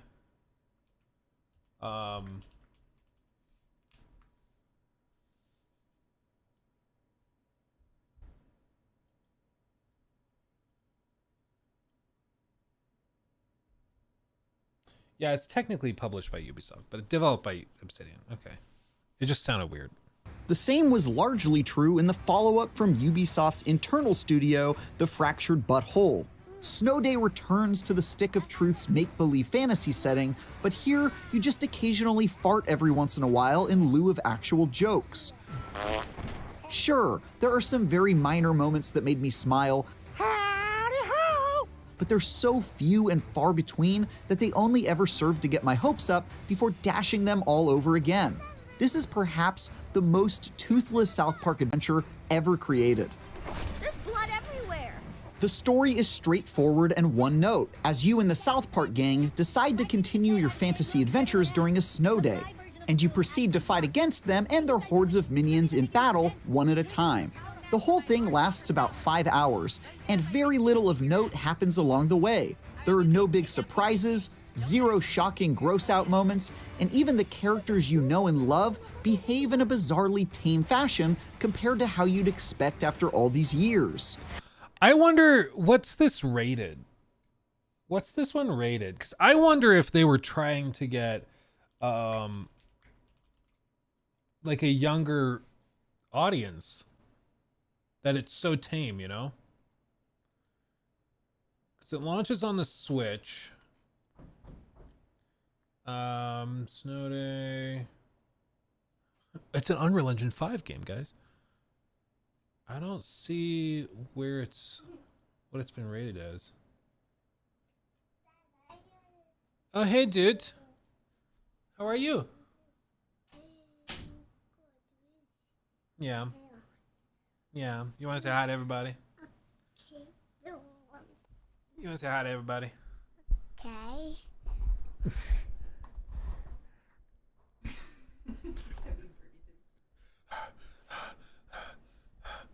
Yeah. You say hi, everybody. Hi. This is Ronan. What's your name? My name is Luck and Pin Your name is Locke?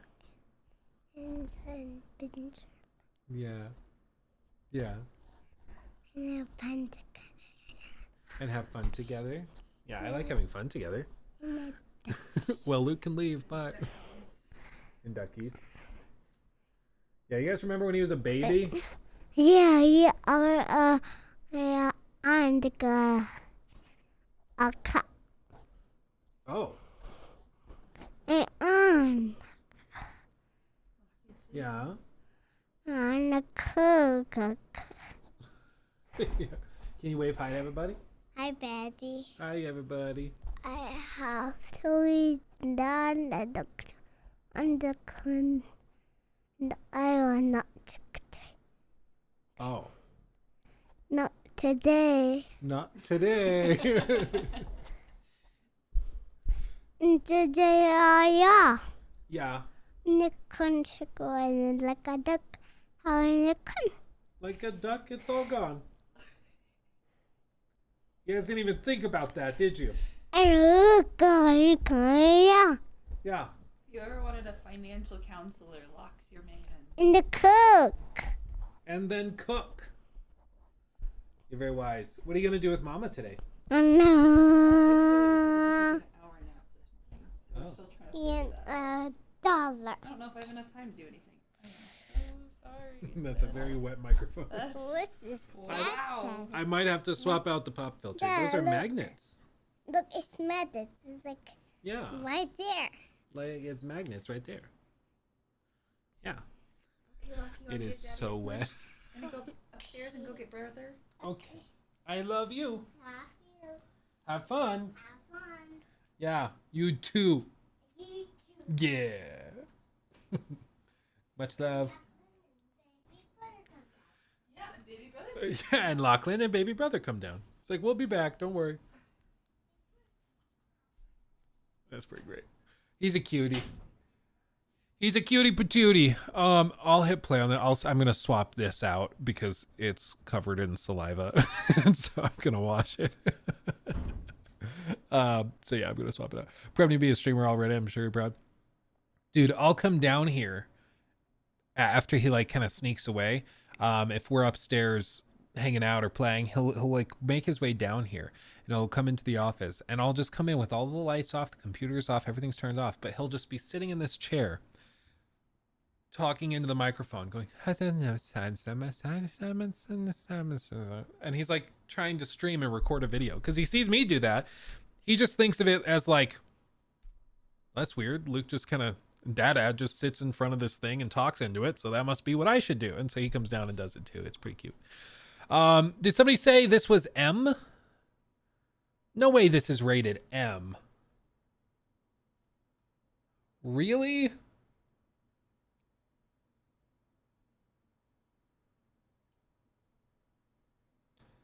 That's mad.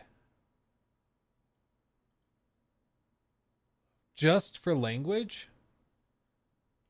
See, I would have thought, based on how toned down it is, I would have been like, okay, maybe they're targeting like E for everyone 10 and up, or E for everyone, and they're trying to get like kids to buy this. But if it's still rated M, I don't know why it's so dumbed down then. You know, like I don't get it. Like for what? The wholly unhinged Randy makes a few appearances where he's hoarding toilet paper, but he never flies off the rails or delivers any memorable one-liners. I'm so happy! I found this chest full of toilet paper! Even Cartman, whose entire personality is being the biggest monster imaginable, is mostly well-behaved the whole way through, despite briefly doing a stint as the bad guy himself. I'm the wizard. I'm the only one that gets to use band spells. Instead of quality lowbrow jokes, you spend most of the time listening to the most irritating first graders repeat the same lines over and over again during combat, like this. I also wonder how direct their involvement was, because if you don't know, Matt Stone and Trey Parker, they bought the Casa Bonita location, the actual restaurant here in Colorado, down by Denver. And previous to that, I've been to Casa Bonita a few times. Not since they bought it, but before they bought it. And it's always been disgusting. Like, so bad. You can't even... An entire floor of the building, it's like 3-4 floors of like different tiers of rooms that you can eat in and dining rooms and stuff. And one of them just smelled like raw sewage. Like, it was horrifying. You would go to eat and it would smell either like sewage or bleached water. If you got into the good area that didn't stink or smell like anything, the food was like worse than Taco Bell, Mexican food. And you could then go to the arcade and all the machines were always broken. It just wasn't good. Like, every part of it was just bad. And you would only ever go because it was in that South Park episode. That's the only reason. So they bought it after they signed that big deal with Viacom, or around the same time that they signed the big deal with Viacom and pocketed a ton of cash. So they came in, they bought it for like $12 million or something. And then they spent, or I don't know if they announced how much they bought it for, but they've spent like 14 million on renovating it and redoing everything. And apparently now it's quite nice. I haven't been since they reopened, because it's been very, very busy. It's tough to get a spot, but they just now started opening it up a little bit. So we should do that. We should go. But they have spent a lot of time and effort fixing that place up. That took a lot of their effort for the last like 2 years, is that they were always there at the restaurant, like helping figure out what needs to be done and doing all of that, staying in Denver while they did it, is my understanding. So maybe that's why they had less involvement here, as they were too focused on the Casa Bonita renovation. I just don't know what happened here, that this is still got the South Park name on it, but it seems to be like, it just doesn't have any of the soul of South Park, you know? It's just weird. It's weird. Yeah, dude, Casa Bonita, you don't go to Casa Bonita, or at least you didn't go to Casa Bonita for edible food. You go just to say you went to Casa Bonita. But now apparently they have like a new chef, and it's actually pretty good. Like, it's apparently a pretty good time now, which you'd hope. I mean, if you spend $12-13 million doing something and renovating something, you'd hope that it's significantly better. But I guess sometimes that's not necessarily the case. But I'm just trying to think of what could have led to this being so terrible, when the last few games that they participated in were much, much better, you know? This. I'm also going to mute the mic real quick while I just swap this out. Otherwise, it'll be like popping and staticky. I thought it would feel different. Yes, I'm slain! That appallingly flat writing makes an already bad game not even worth pushing through for a few laughs. And that's an extremely hard pill to swallow as a decades-long South Park fan.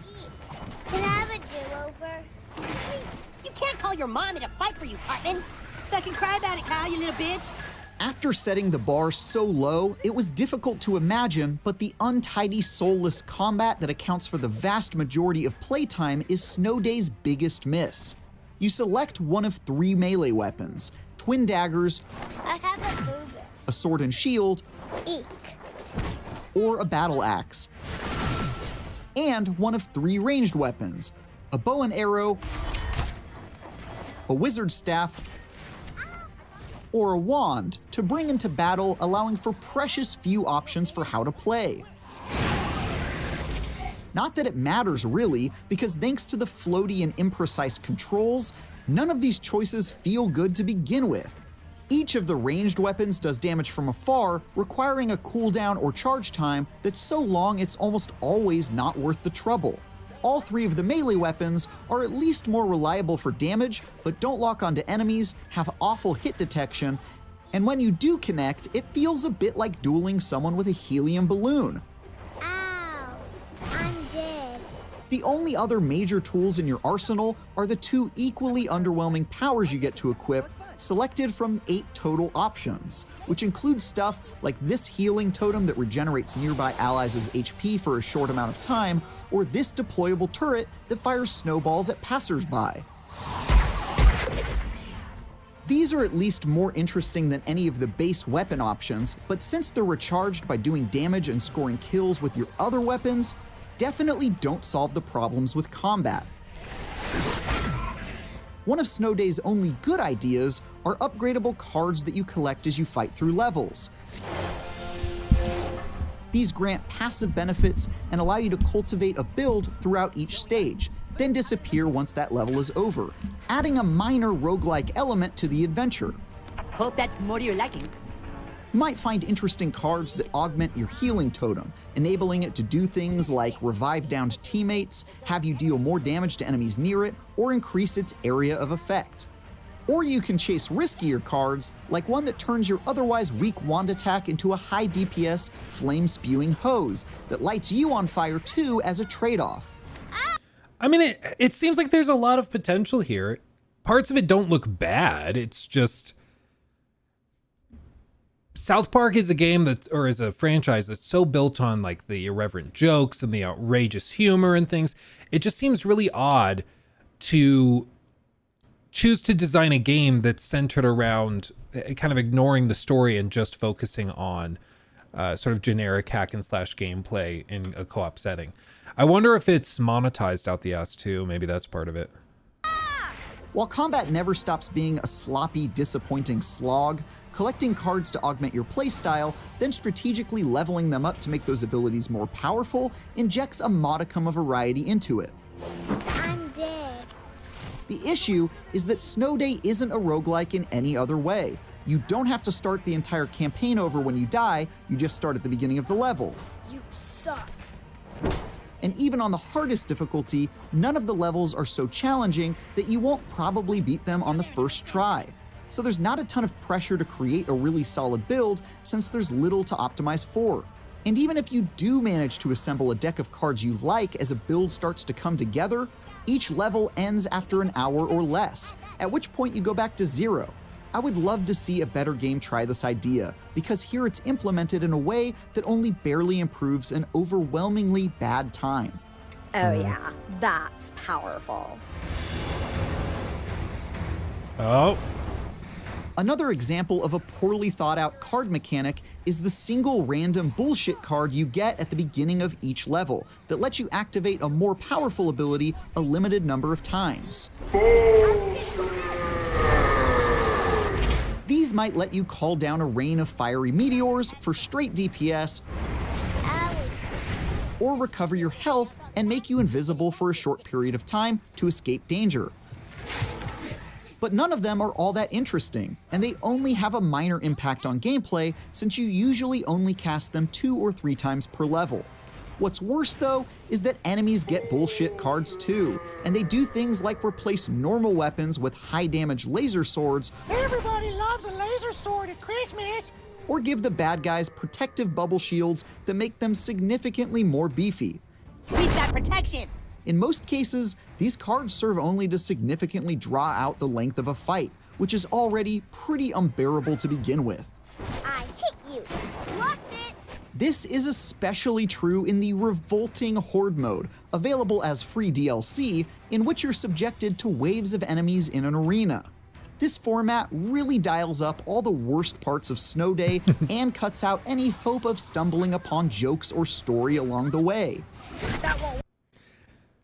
I mean, it's almost like if you have to understand what you're getting into with this game. You're not going to be getting like the fun South Park irreverent humor. You're going to be getting like a generic sort of single A, double A scale hack and slash game that's more akin to something from 2008 than anything that's super modern in terms of live service offerings or extended gameplay offerings. And maybe if you go into that with it, or into it with that expectation, it's fine. But it just is coming off of all of these other South Park games and then the show and everything. It's really tough to go and just be like, okay, so it's South Park, but it's missing all the South Park stuff that's like really unique to it. You know, it's like, what's the point? Why did this have to be South Park then? Work. In these nightmare scenarios, the enemies are given a whole bunch of bullshit cards, which causes this to happen. Bullshit! The enemy played a bullshit card. Well, at least this Did they mechanic just lives not up to test its it? name. No. Ha! The Marshwalkers just made a way out. It's like they just didn't play test it at all. They just, that's crazy. I'm just doing my job. We know exactly what a great South Park game can look like, and South Park Snow Day couldn't be farther from it.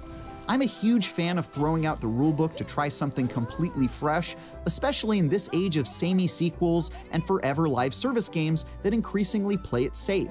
But this bold attempt at a new direction misses the mark so drastically, I'm aghast at just how sideways things went. Whether it's due to the thoroughly unenjoyable combat or the uncharacteristically toothless and unfunny story, I said screw you, you get it. Never mind. I can't recommend anyone waste their time on this cooperative lost cause, even my fellow diehard South Park fans. For more, check out our early access reviews of Tribes 3 Rivals and Lightyear Frontier. And for everything else, stick with IGN. Oh, thank God. You gotta help me. I'm scrambling.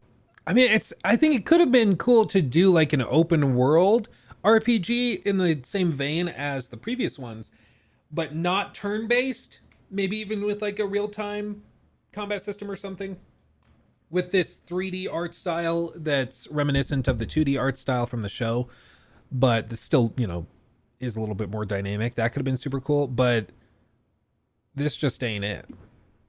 It just ain't it.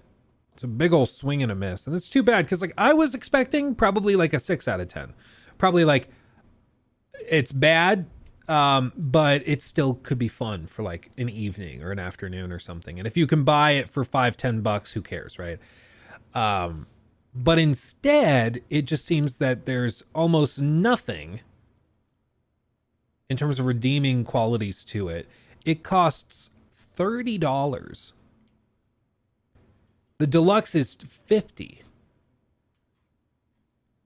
Man. My question is, we'll have to check back on this in like a week or two. So I'll need one of you guys in chat to like remind me of this. Because I want to check this in a week or two and just get an idea of how many people are still buying it and playing it. Because sometimes games that have strong IP or like larger outside appeal to core gamers could still do well. And like this is also launching on the Switch. And on the Switch, I think there's a lot of kids and like preteens that probably still buy it and probably still have a good time with it. Even if it is kind of broken and not very well done. It's just, this might be one of those games that doesn't really suffer that much from negative reviews. It might be like, yeah, it's bad, but I'm still having fun because it's South Park. Unfortunately, a lot of companies can get away with that with big licensed IP. Like you just look up some of these licensed games and you're like, how is that? What? Like the classic is you look on the App Store and you see how many licensed IP are used for crappy mobile games. And they are making millions and millions and millions of dollars off of those mobile games. And it's just because, yeah, they're terrible, but they are from a familiar IP for these people that are playing it. And that's all they really needed to justify downloading it. And then the game sucks, but it's manipulative enough that they keep playing it.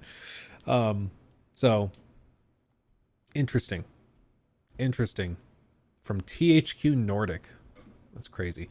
To be fair, IGN gave Prey a 4. Well, the important thing to remember, because people point to that, is like, see, IGN has no idea what they're doing. They gave Prey a 4 because the game was so broken they couldn't finish it. And even working one-on-one with the developers, they couldn't get a fix for finishing the game. So they reached a point in the story where they couldn't finish it, and the devs didn't even know how to fix it.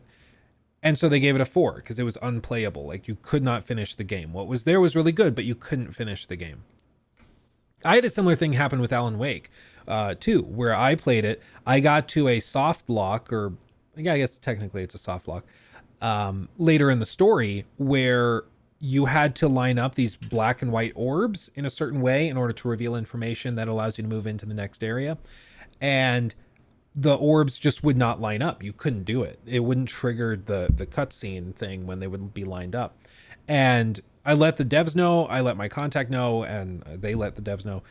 And basically they were able to patch it right around launch, but the way they patched it was such that it fixed it, but you had to start a new save.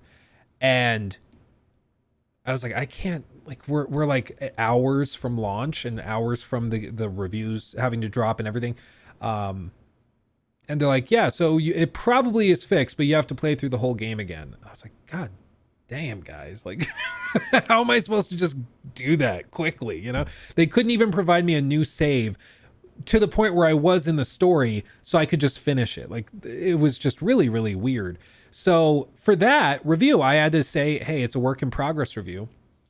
And that's kind of been my policy with it. If I get to a point where there's a game I really like, but it doesn't let me finish it for pre-launch issues that they say are resolved, then I say it's a work in progress. I make it clear, hey, this is broken. I couldn't finish it. This is why. They say they fixed it, but I haven't been able to verify that. Then you have the information I do, and you can make an informed decision at that point. If you play the game and you also run into the same issue, at least you know that, like, I wasn't making it up. I tried to be clear. I didn't know if this was going to be an issue for you too, but it's just unfortunate that sometimes these types of things happen. If the game is really bad and I can't finish it, that's when I feel justified in being like, nope, just stay away from this. It's garbage and it's broken.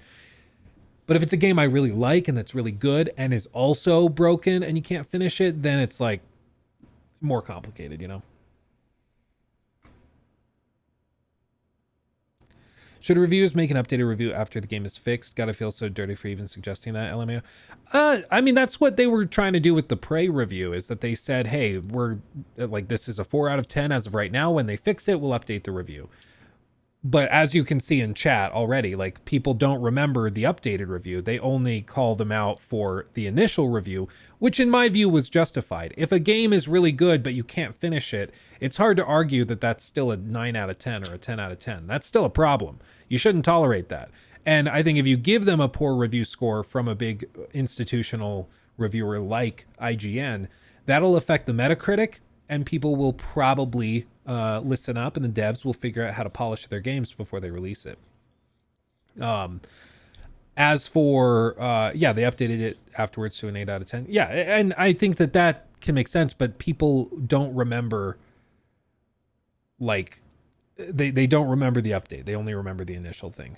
So then it's tricky because you're like, okay, well, do we just do a work in progress review where we describe where we're at, but we don't put an official number on it until we're able to finish it? That's cool. But then the other side of it is that you are sort of excusing the fact that the game can't be finished, because you're like, yeah, so we're not going to, like, give them a bad score, even though the game's broken.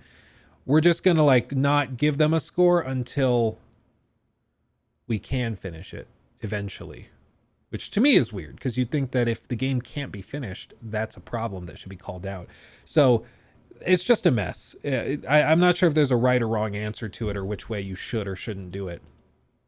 But there's reasons for each. I mean, if IGN looks at it and they're like, hey, we don't want to put a negative number to it because it's not fair to the rest of the game that's really, really good, that we happened into an extremely rare bug that broke our time with the game.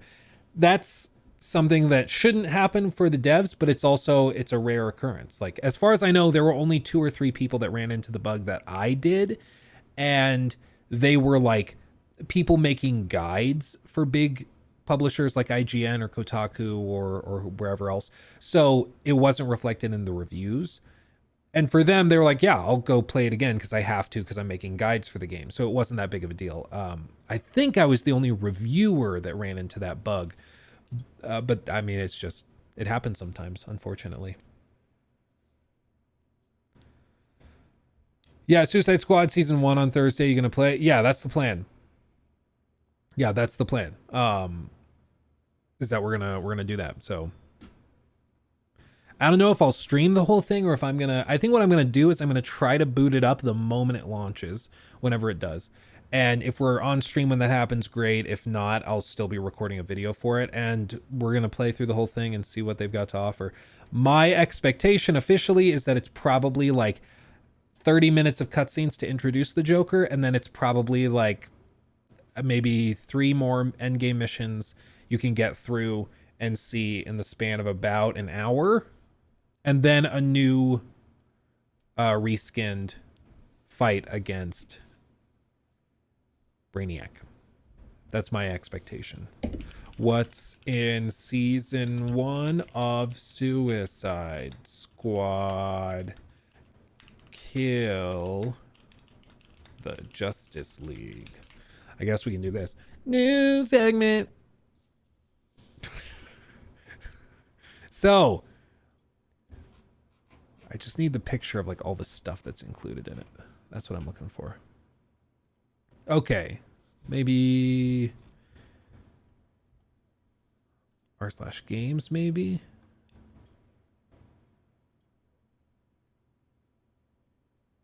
That's not it. Season 1 stuff. Here it is. Here it is. This is the picture I was looking for. Okay. So, new segment. One of the let's do this. Let's do this. Okay. You all know how I feel about the game that shall not be named for algorithmic reasons. I tried this game. I gave it my all, and we played through almost the entire thing on stream. I played the initial like hour and a half off stream because it was just tutorial stuff, and then the rest we played on stream all the way through to the final boss fight and some endgame stuff. And I was pretty, I was pretty bearish on the game. I thought that there were a lot of things about it that didn't make sense. I thought it was weird that Rocksteady, a company known for their phenomenal single player narrative, open world adventure games, it was weird that they were going live service, and there were just a lot of red flags around the game for a while. And I wasn't the only one that thought this. I mean, when they first showed gameplay, the trailer was mass downvoted into oblivion to the point where they delayed the game basically a year, took away gear scores and stuff, but the core game was still there. There's still weird remnants of what I think the game was originally, probably before that big delay, where every time you get like new gear and equipment as rewards after missions, they play this animation of like a big, what looks like a loot crate flying in and crashing and then opening up and giving you cool loot and stuff. And so I think they had loot boxes in the game at one point, and they reworked it to just be rewards for missions. But I think at one point you probably could have paid for loot boxes. And I covered all of this stuff in the videos. I had 2 former devs on Suicide Squad Kill the Justice League reach out to me and verify my suspicions were correct about most of those things. So it seems like it was just a game that was born out of an attempt to milk customers dry. And then also it was probably leadership within Rocksteady that thought they really could just take their skill sets from the single player games, apply them to a multiplayer co-op game, and that it would just work. And they'd have a like world-class game once again on their hands, and that ended up not really being the case. And since then, the people who headed up that decision, I think probably Sefton Hill and Jamie Walker, the guys that founded Rocksteady, they've since left, created a new studio, brought over a bunch of Rocksteady devs with them. So it seems like probably the legacy of Rocksteady lives on, but I don't think it will live on at Rocksteady. I think Rocksteady is now going to just try to carry this game across the finish line, but I don't think they're going to make it for reasons we're about to go into, because they've also revealed contents of season 1, which are less than thrilling to me. Because for me, the biggest problems with Suicide Squad Kill the Justice League were, for one, variety of encounters and enemies was extremely poor. You're fighting the same purple zitted enemies time and time again for hours and hours. The core game is only 10 hours long as well, so there's just not much content, but amazingly enough, it's short and still feels like it overstayed its welcome. In the 10 hours of the campaign that you play, you do like 3 or 4 escort missions. You do 5 or 6 of these missions where you're holding down this objective, and they just copy and pasted so much over and over and over again. It really is baffling that they spent so many years working on this, because there really just does not feel like there is that much content. It really doesn't feel like there is that much. So my hope for season 1 would be that there would be a significant amount of new content introduced, whether that's interesting, unique boss fights, new enemy types, new areas, that type of thing. And they've revealed what they're bringing. And to me, it's I don't think it's quite enough. This is the season 1 layout, okay? Now, bear in mind, what we're going to go through here is each of the things they're bringing to season 1. And we're going to try this when it launches on Thursday. I believe it's Thursday it launches. So we're going to play it here on stream. We're going to try it. I'm going to give it a shot, and hopefully it blows me away. That's my hope. We'll see, but that's my hope. They have waited 2 months since the game launched to drop this stuff. Okay, so there's a certain expectation for quantity in addition to quality when you wait that long after a game's launch, a live service game's launch. So they've waited a long time to drop this.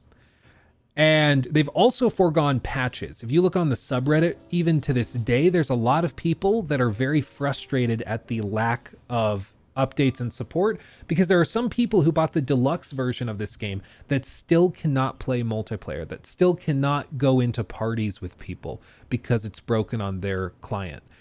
I don't know how on earth that's possible, but there are enough people that there are dozens of posts about how broken this game is, and they still have not patched it because they've been working on this. So what have they been working on? It's got to be really good if they've been waiting this long to drop it, right? Well, let's see. First things first, the most notable one is a new character, new playable character. That's the Joker. We've seen the footage. Somebody told me it looks like he's running around and traversing like a Fortnite parachute skin or wrap, and that's about accurate. I do think the movement looks really, really cool. I think his animation sets look really varied and interesting, very different from the rest of the group, which is awesome. And all of this is free, and they do deserve credit for that. I don't want that to get lost in the shuffle. This is not a paid seasonal update. You're not forced to pay $20 or $30 to get more of the game.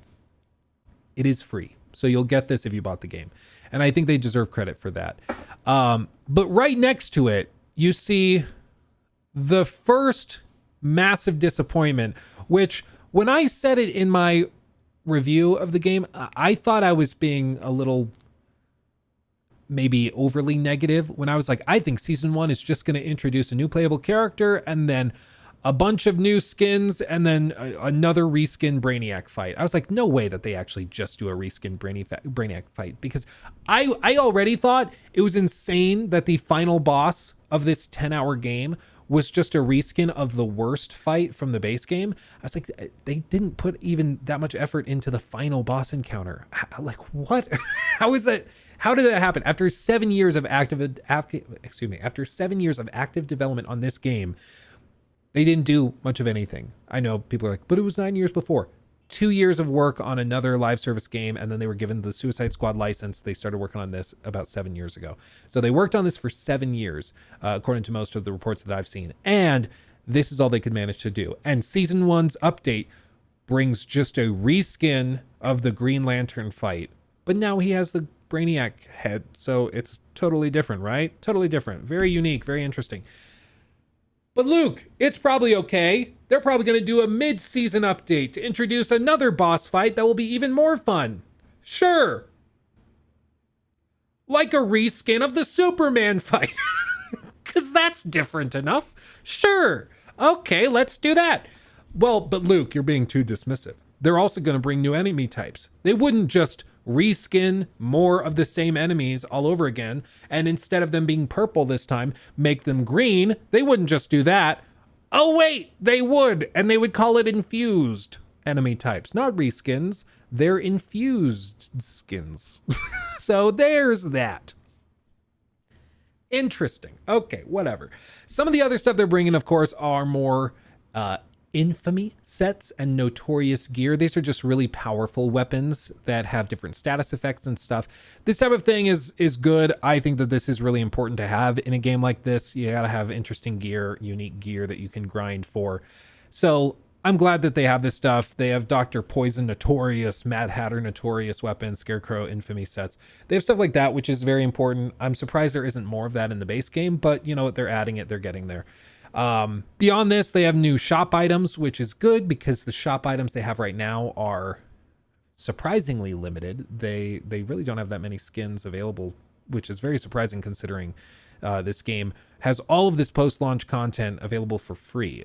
All of the monetization is tied into cosmetics, and they really don't have that many available at any given time.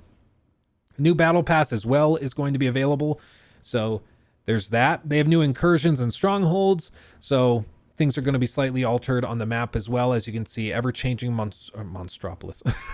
Can you tell I've been reading Locky Monsters Inc. books for bedtime? Monstropolis. Ever-changing Metropolis. And so there's going to be new Joker assets around the map, and things are going to be reskinned a little bit, as you can see kind of around the map. Reverse Flash Melee, Black Manta Notorious Weapon, Two-Face Infamy set. So more stuff like that. But the core stuff, the actual new content, are going to be new incursions and strongholds. So stuff is sort of reworked on the base map. I don't think it's significantly changed because it's still going to be filled with the same enemies, but now they're different infusions, so they require different ammo or different enemy or rather damage types to deal max damage, but still it's the same basic enemies over and over again. And the other new content is a reskin of the Green Lantern fight and then a reskin of the Superman fight. I just, maybe I'm just too scorned at this point. So I need to know from you guys in chat, am I being unreasonable in feeling like this is a shocking amount of nothing for taking 2 months after a game's launch to prepare a seasonal update? And there is a new playable character. And again, I think Joker looks really cool. I think his movement set looks cool. I think he's going to be fun to play with. And the fact that he's free deserves credit. I think that really does deserve credit. But I just don't know how swinging around with this guy is going to lead to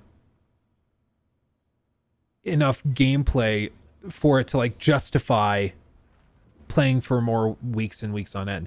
Because bear in mind, again, this is something where it's supposed to be a live service game. You're supposed to be playing this game for months or years at a time. And so if you're already burning out after 2 months, that's a problem. But I would guess that most of this, we probably burn out in just a few hours, I think. Also, the way they described him was kind of cringy. You think of the Joker, right? What do you think of the Joker? He's the giggler. Yeah, think of this. Okay, what do you think of when you think of the Joker? I think you think of somebody that's bound to Batman in a very intense way. It's sort of like a symbiote type of relationship. They need each other. They need each other. And I think they reflected that very well in the Batman Arkham Knight finale. In case somehow you haven't finished it, I guess I won't spoil it, but there's a really beautiful sequence towards the end of Batman Arkham Knight with the Joker and Batman kind of, let's just say, putting him away once and for all. And it's really, really well done. But this is not that. This is very different. And I don't think it's better. Just take this in. Slightly more cooperative than the previous Joker we've had. But as you get used to him and actually play to him, you realize he's unhinged in a different way. Not only has he got to figure himself out, but he's figuring out his place in this new world and this new squad. He hadn't reached supervillain status before Brainiac invaded, so, he's still a bit less experienced. I think we've taken him back to the kind of more vaudeville roots of Joker. He's masking insecurities with traditional Joker behavior. But deep down, he's not sure who he is yet. Lock him up. Or make it.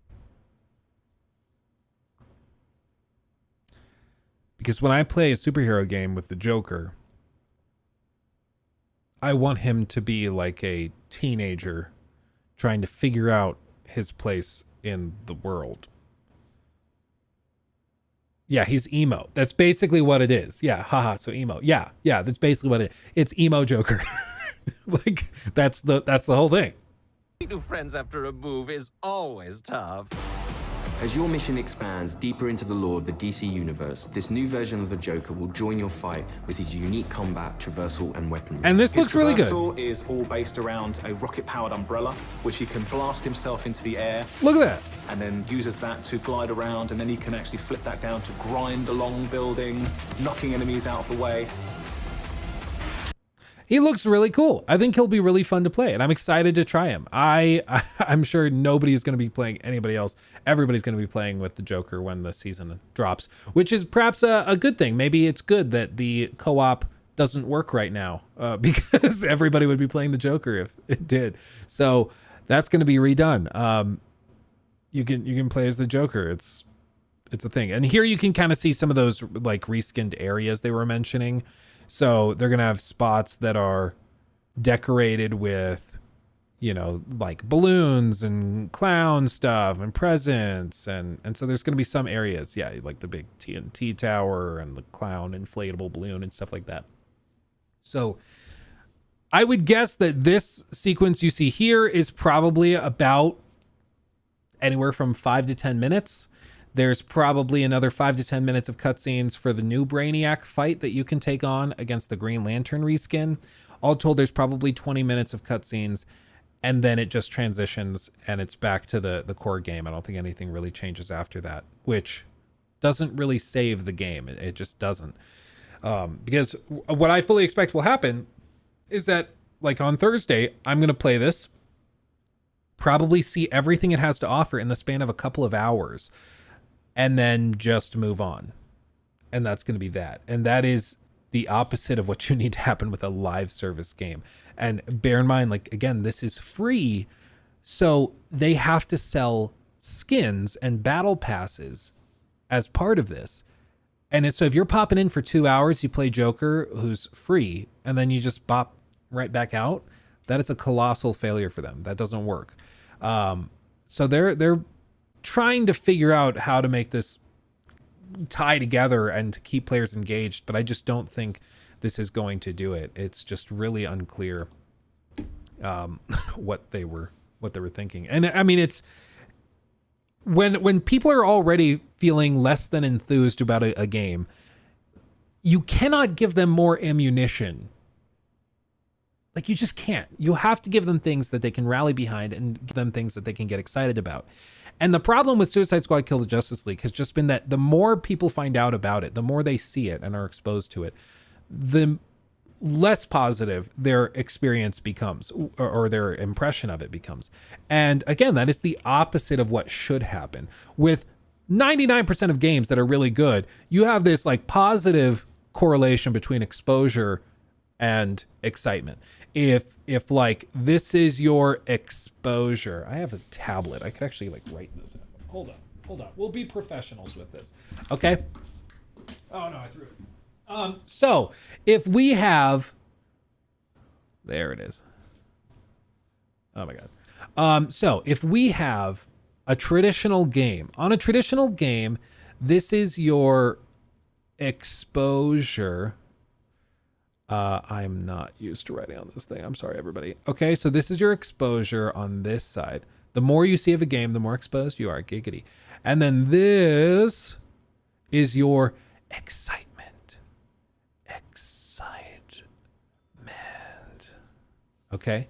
Normally for a video game, like say, I don't know, like What's a game people have been really stoked for? I guess you could just say something like The Witcher 4. Okay, The Witcher 4. The more you see about that game, the more you're exposed, the more excited you get, right? Really simple. The further along this path you are, the further along this path you're going to be. With Suicide Squad, let's go purple for the Joker. It's kind of the opposite, where the more people are exposed to it, the less excited that they become. And the more negative they feel, the worse their sentiments are.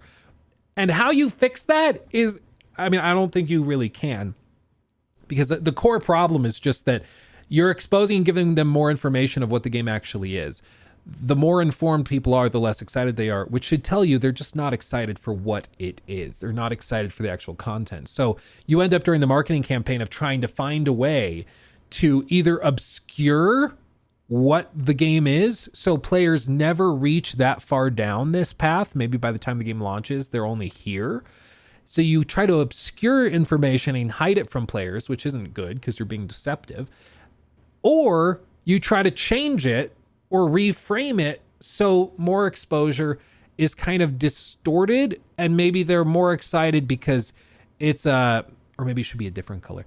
It's not the actual game. It's like when in the lead up to the game they were saying how it was narrative, and they were like, and it's still got all the narrative stuff that you know and love about Rocksteady games, which wasn't really true about the final product, but it was a distorted version of it to try and get you more excited as you got more exposure to it, even though it wasn't technically true. So you're just fighting an uphill, or perhaps according to this graph, downhill battle. You're struggling because if you want players to know what it is, they're going to be less and less stoked about it. So you either have to change what it is or kind of deceive and be obtuse and obscure and obfuscate it. So there's no real fix for it. And the difficulty for Suicide Squad Kill the Justice League right now is just that no matter what they can do, for one, the impressions have already been made. People already have their minds made up about the game.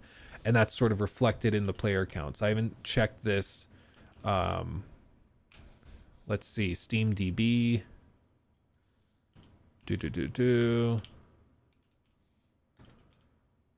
Suicide Squad Kill the Justice League. Yeah, I mean, I think players have already made up their minds about it. At only 383. You know, and even back when it launched 2 months ago, it peaked at 13,000, which is lower than Batman Arkham everything, and lower than I mean, that's lower than I think even Gotham Knights. Am I mistaken there? I don't. Yeah, there's almost just as many. Yeah, it was like 10,000 less than Gotham Knights. So at the core, people were more interested in Gotham Knights as a concept than they were in Suicide Squad, which at that point, there's just not much you can do. It's just a game that people didn't want. And even if it's a game people don't want, there are times where you can have a game people don't want that they're pleasantly surprised that they do want. I didn't know I wanted Helldivers 2, and then I got it, and I'm like, ooh, I want this. This is good, right? This is really good. I didn't know what I needed until I had it. So sometimes you can have a game that's just so good that it wins you over without you realizing you wanted it. But in the case of Suicide Squad, like, again, the more you see about it, the less excited you get. And even when they're trying to show something that I thought you're introducing the Joker as a playable character, how could this go badly?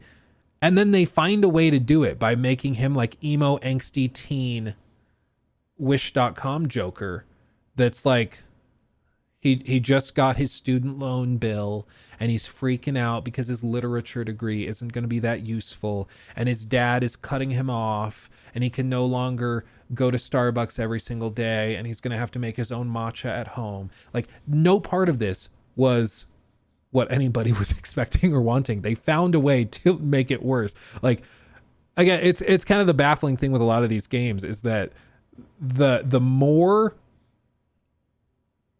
you find out, it's just, it would have been so easy to nail this. It would have been so easy to introduce the Joker as a playable character and for it to not be a cringy mess, and they found a way to do it. Oh, making new friends after a move is always tough. As your mission expands deeper into the lore of the DC, join your fight with his unique combat, traversal, and weaponry. And you guys have also heard the leaks and rumors about the other playable characters, right? Have you heard those? Because there's been some data mining that's happened. There's been some data mining that's occurred, and some of the data mining has been stuff like there were people saying, "Oh, you shouldn't be too bummed about like what happened with Batman because they're gonna kind of retcon it. It's gonna be like, ooh, it's actually a sort of like Control Z. It was actually a clone or an alternative dimension version. And it's gonna be this or that. It's gonna flip around, and so it's not like they actually killed Batman, which isn't better. I don't think that's better. You know, it's like, okay, well, congratulations, you just made it feel like you killed him for fun. Like, it's just really weird. Doesn't work. And let me see if I can find the actual article.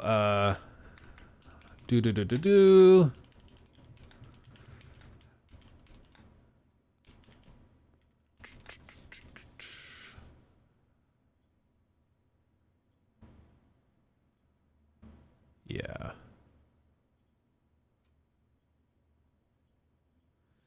Okay. I think this is it. Okay, so some of this, to be clear, some of this has been deleted. So maybe that this changed or maybe it didn't. But this is speculation, rumors. We don't know if this is true, but this is rumored, okay? So take it with a grain of salt either which way. Yeah, I mean, none of this is confirmed. As far as I know, nobody has any like confirmed pictures or gameplay footage or anything. So who knows? But this primarily comes from data miners, okay? People looking through game files and things to try and figure things out. Some of this has already happened accidentally through bugs and stuff. So you might remember right around the time the game launched, there was a clip that went all over the place because they had a bug where Brainiac in the end game talks to the Suicide Squad and says like, oh, Harley, you've done a terrible job. You should be ashamed and things. And he kind of crap talks you. Well, there was a bug where he was doing dialogue for later seasons. So he was delivering lines for playable characters that were not in the party. Which is a big oopsie. That's a big oopsie. A big ol' oopsie poopsie. And one of the things he was saying was that he was constantly referencing freeze. Like, freeze, you think that that's good? Yeah, it was a big oopsie. So it's pretty safe to say that the second playable character is going to be Freeze. Surprisingly, the only one we don't actually know who it actually is. As we don't have many other information, I will just show some of Miller's quotes that I took from his Twitter. Quote, "Our release order shuffle might be possible since season 2 with Freeze seems heavily winter themed, and I believe this would have roughly aligned with the real winter had Suicide Squad Kill the Justice League come out this past May." So the original idea was based on the original release date to have Freeze line up with winter, but now that doesn't really work. It will be Freeze probably in the middle of the summer, which doesn't make a lot of sense. So they might flip it around. Dami mommy type, nothing comes between her and the gym, not even her wife. Unsure on melee, could be axe or shield, but her traversal is all ice powered. Think Frozone. Apparently, she will come with in a frozen area in the game. My current theory is that each post-launch character comes with a new district added onto the open world themed after them, Freeze being a frozen section, etc. Still working to corroborate this. Will update when I know more. Interesting. Okay. If we continue, because I know some people are like, wait, what? We also should note this. Oh, there are internal use 2-letter abbreviations for characters' names. Sometimes they use the first 2 letters of the code name, sometimes the real name initials. It can be a bit of a mix-up. There is no KF in those abbreviations that I have seen. I thought you'd found one. Although they could be using their real name initials, so it could still be Killer Frost. The only thing I found is weird is that her icon is literally Mr. Freeze's helmet, but it can't be him because the character is a female. The third one, oh, well, let's do this. So Killer Frost. Whoops. So I think people were already kind of hoping, search with Google, people were thinking that this was going to be like, oh, it's just Dr. Freeze or Mr. Freeze, whatever. Apparently it's not. They're going to do probably Killer Frost or like, you know, his daughter or something like that, which has been done in comic books. And then I don't know what show this is. Flash. Okay, so Flash, maybe she's been a character there, but it's not quite what people might have been expecting, especially because there are some allusions to the big man himself. But they go on. The third playable character will be Zoe Lawton, aka Lawless. You can see her info here. And I don't know who this is, but if I just do Zoe Lawton and then search Zoe Lawton Prime Earth, I don't know any of these characters. I don't know who she is. I don't know what this is. Daughter of Floyd Lawton, also known as Deadshot. So the daughter of Deadshot. Okay. Yeah, the fourth and last one we have concrete info on is Deathstroke. We only got his design, which got DMCA'd as well. I have it saved so you can DM me to see it. We possibly also get Katana and Killer Croc, which Miller stated this about them. And again, as I said in the replies to my last update, there's no way for me to tell where Katana and Killer Croc fit in. They could be next up after Deathstroke. They could be scrapped prototypes. I'll keep an eye out, but I doubt I'll find anything more of them in this build. So it seems like they already have a pretty good idea of the playable characters. The Joker was the most exciting to me, but seeing how cringy he ended up being, I'm not that confident that they're going to hit the others out of the park. And I don't think any of those other characters are more exciting or interesting than the Joker. So like some people have said, well, they have to deliver the first year of content in order to actually fulfill obligations to customers and stuff. Otherwise they could be in serious trouble. That's not always the case. Like, yes, they sold season passes and things, but they have a couple of get out of jail free cards. For one, these updates are free, so it's not like they already accepted payments for them. Secondly, there is precedent for big games to bail on post-launch support. The most notable one, and the one I've pointed to before, is the one and only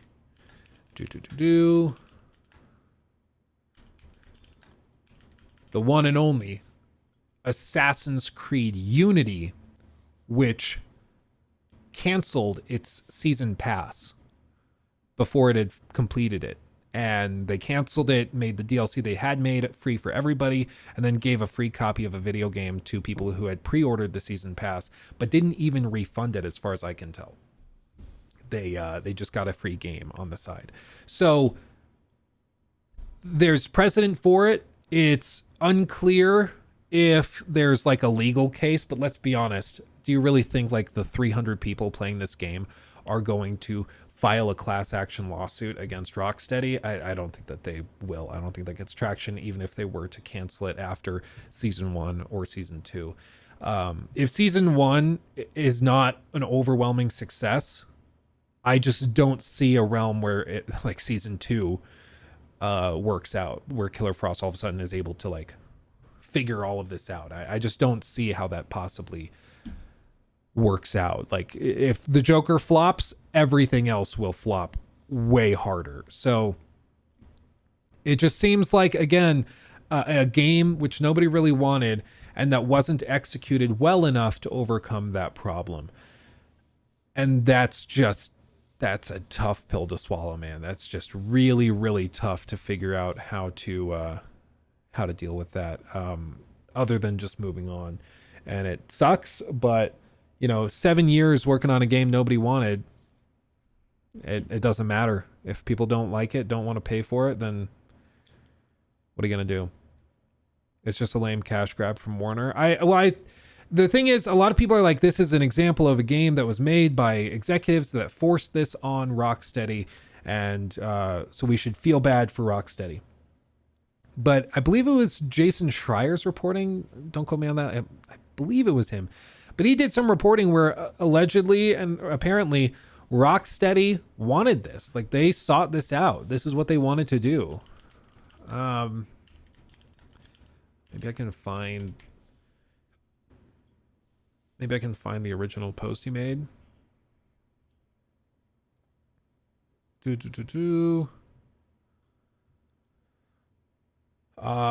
and there were some like rumors and stuff where some people were saying that like Suicide Squad has remnants of the Superman game they were working on. There wasn't a Superman game in development. It was actually never a thing.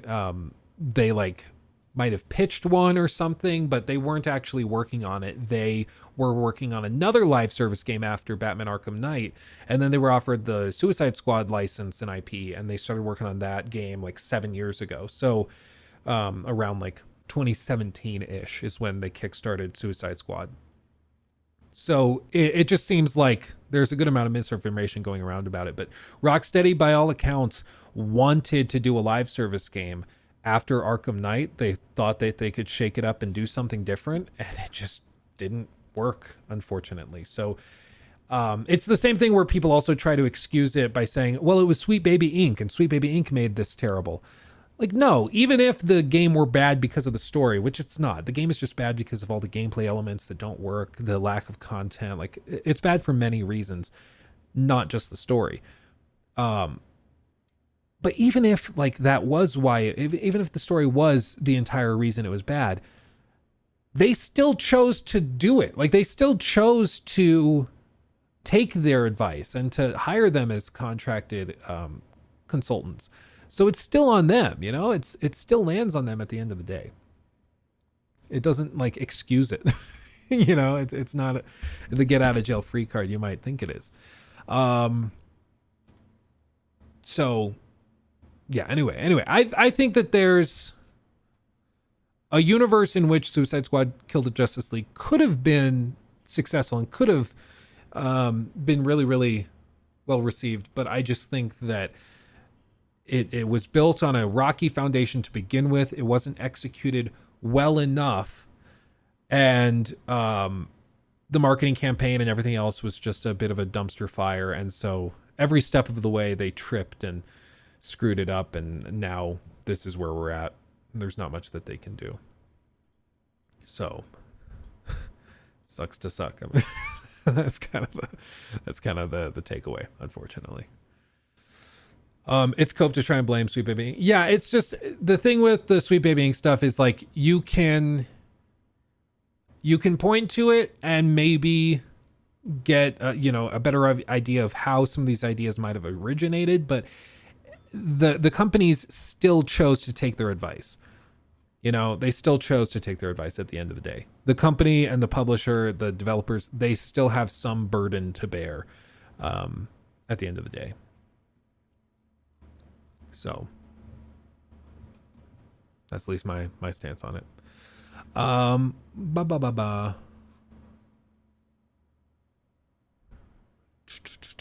Okay.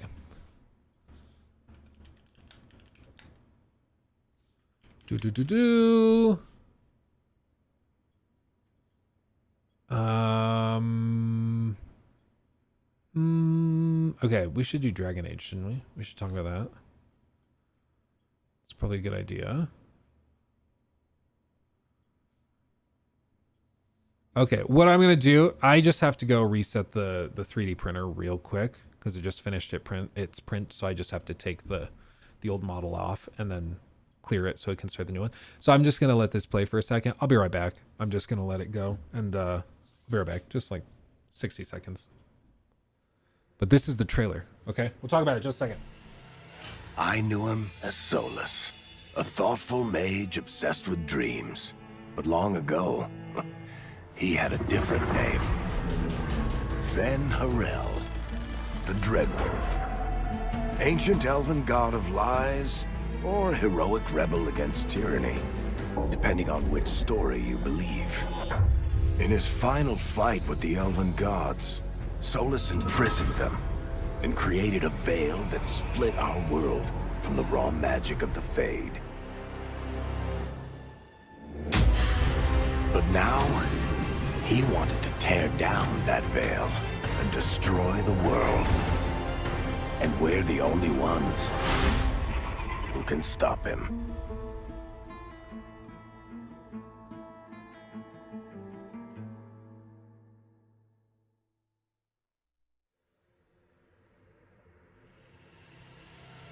I knew him as Solus, a thoughtful mage obsessed with dreams. But long ago, he had a different name. Fen Harel, the Dreadwolf. Ancient elven god of lies, or heroic rebel against tyranny, depending on which story you believe. In his final fight with the elven gods, Solus imprisoned them and created a veil that split our world from the raw magic of the Fade. But now, he wanted to tear down that veil and destroy the world. And we're the only ones who can stop him.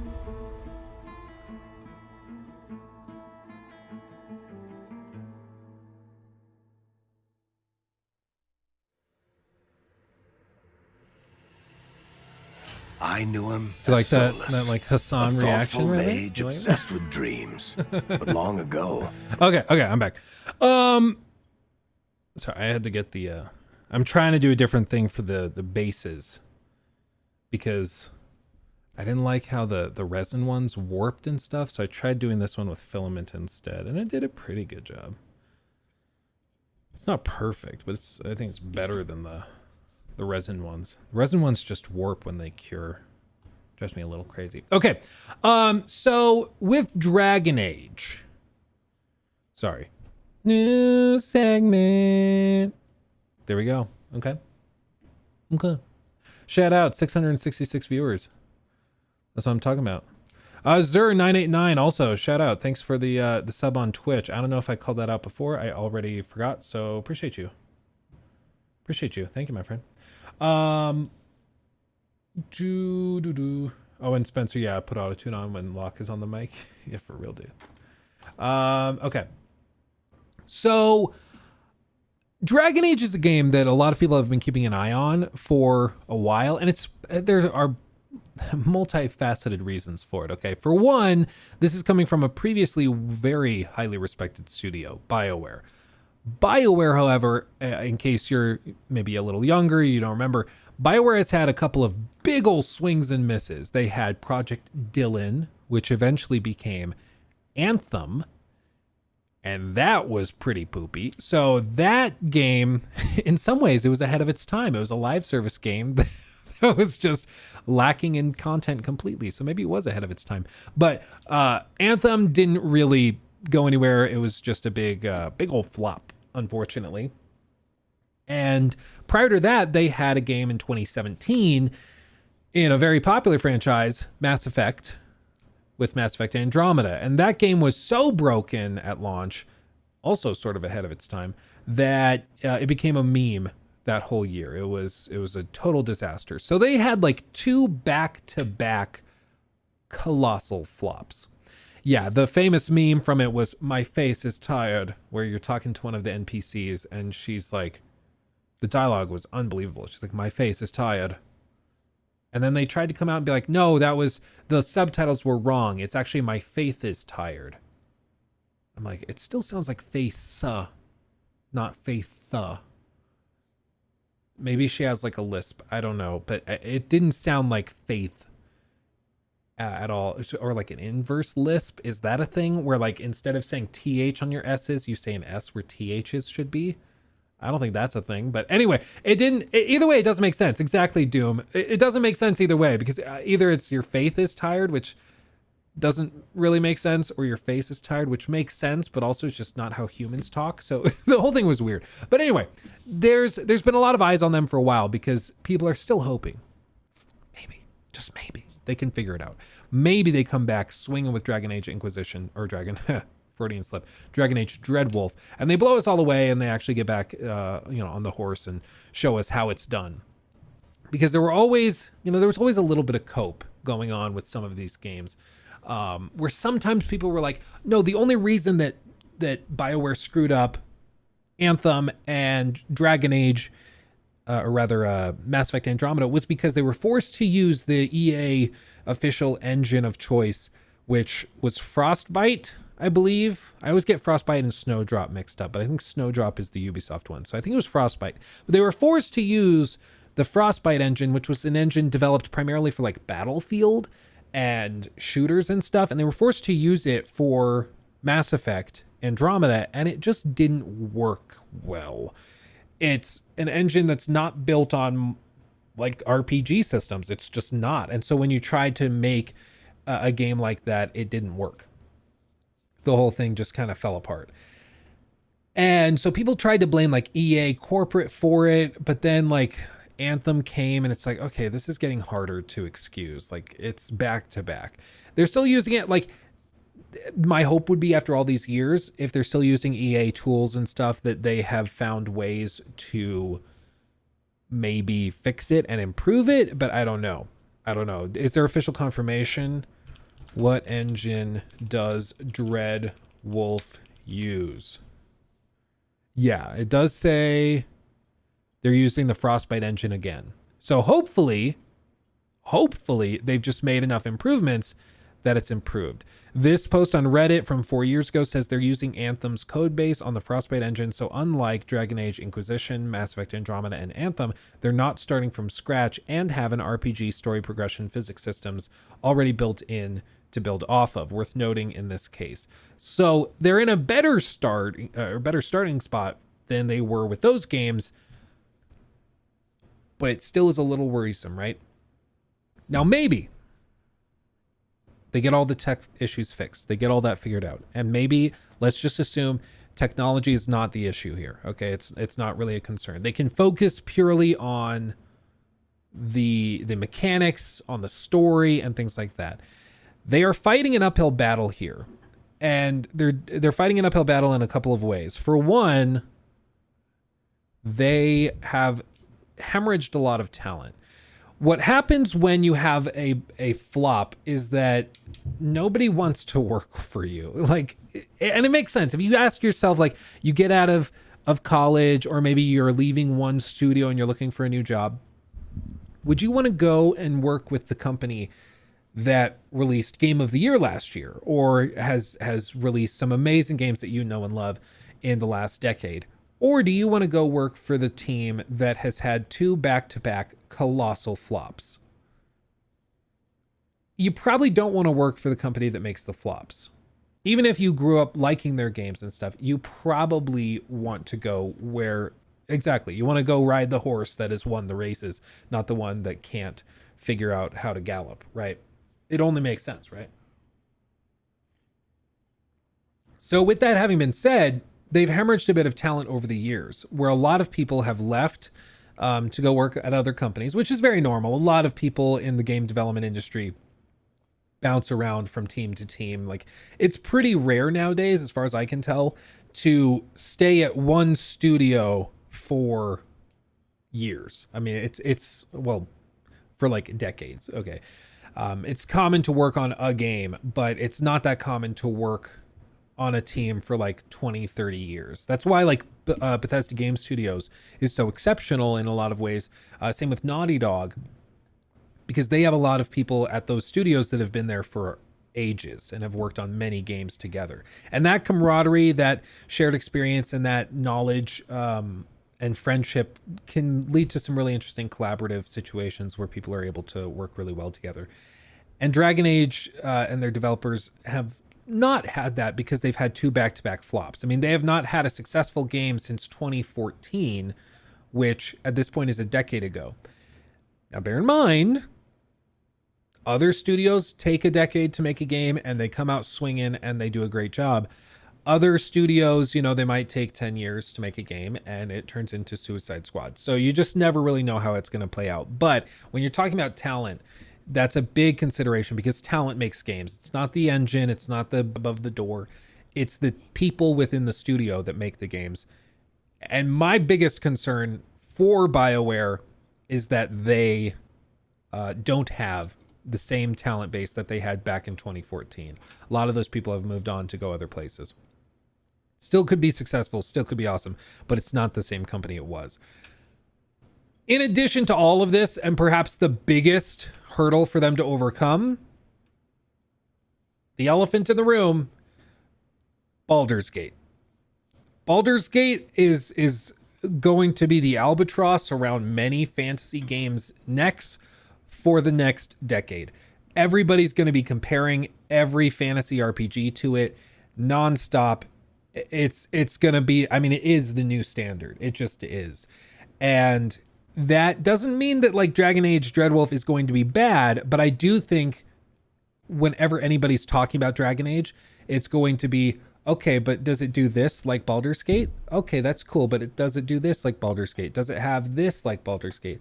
How does it handle consequences in decisions like Baldur's Gate? You know, that's going to constantly be brought up time and time again. Okay, so just be ready for it. And it's good on the one hand because it raises the standard. It demands better from these companies because Baldur's Gate 3 was exceptionally good in many ways. It was an exceptional game. It was different than the standard. And that's good because it pushes the industry forward. But it's also very tough for other studios because they are not Larian. They might not have had the same budget as Larian. So it's going to be tough to live up to that standard. You know, it's going to be difficult to live up to that. So a lot of eyes are on them, but there are reasons to think that they might actually find a bit of success from this. We're hopeful. Okay. So this is an article from Game Rant, and this is just a breakdown of their development process as they've worked on it. It's set to receive a full reveal later this year, and it's even expected to launch this year, which is crazy. It's expected still to release later this year, potentially in the fall or winter. Doesn't mean it's a guarantee, could slip, but right now they expect it to release later this year. So it's much further along than we might have thought. A lot of people are like, well, we haven't really seen a lot of gameplay or reveals or anything. Not many people are talking about it, so it's probably still a ways off. Apparently it's pretty damn close. Apparently they're wrapping it up and they're getting ready to do some big reveals. So I think this summer we're going to see a lot about it. There's going to be a lot of information dropping on it. They say the highlights. Development has been tumultuous, with various iterations and changes over a decade. From a live service project to a single player sequel, Dragon Age Dreadwolf has seen diverse shifts. That's concerning. It was a live service project for a while. Oof. After a challenging development process, BioWare's future success may hinge on the reception of, or to what will supposedly be an action-heavy experience in Dreadwolf. Interesting. They say it's the fourth entry in their popular RPG franchise. Sure is, baby. Across with multiple iterations of the same project that were canceled and reimagined. BioWare has gone through a long development cycle that will hopefully pay off when Dreadwolf finally arrives. While the CRPG style of Dragon Age Origins first established the IP as something akin to a spiritual successor to BioWare's Baldur's Gate. That's right, they're the OGs. Subsequent entries diverged from the genre in ways that have caused fundamental design changes unique to each Dragon Age title. Dragon Age 2 took a controversial plunge into more of an action RPG style at the expense of customization and tactical combat, while Inquisition further expanded the series' identity with its focus on semi-open world. Considering leaks and official sources regarding the state of Dreadwolf's most recent incarnation, almost said incantation. It seems that the fourth Dragon Age will continue this trend of featuring a new style, which will be the culmination of several scrapped attempts at the project. I mean, whenever I hear that there's been multiple iterations, including an iteration that was a live service game, that gets me worried. But, you know, because every time that a game is worked on, and then there's a pivot and a pivot and a pivot, remnants of the original things still remain. Very rarely are companies starting from absolute scratch. And you can tell that in Suicide Squad. You can tell that in something like Skull and Bones, where you feel like there's multiple games at the core of it that are still holding over. You know, it's interesting because you can always see, oh, I bet that's from when the game was like this. Oh yeah, I bet that's when the game was like this, and then they changed it, but they kept that part. It's kind of cool because you can see those threads carry through, but it also worries me because I don't want a Dragon Age that's a live service game, and I don't think anybody else does either. So, the original version of Dreadwolf, prior to the development hell which followed, BioWare was initially working on a follow-up to the events of Inquisition's Solus-centric Trespasser DLC, which began production in 2015. Project Joplin was set to be a sequel that Dragon Age fans had come to expect, a single-player, story-centric experience which could have potentially recaptured the appreciation Origins received. This game would have allegedly focused on a smaller zone with more tailored content in a manner that could have reflected the studio's CRPG days. But this project wouldn't make it to release. Dun dun dun! 2 years were dated. I can't read. 2 years were dedicated to Project Joplin.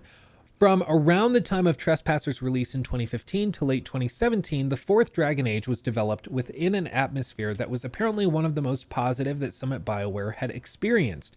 Despite this, the financial circumstances of the studio under EA led to a change so significant that it marked the end of the Project Joplin version of Dreadwolf. It's unknown if assets or work from this project, or rather from this time period, are even being utilized now, but what came next was a detour which lasted another several years. The canceled live service of Project Morrison. Oh, EA. Oh, EA. A shift away from Dragon Age's single-player focus.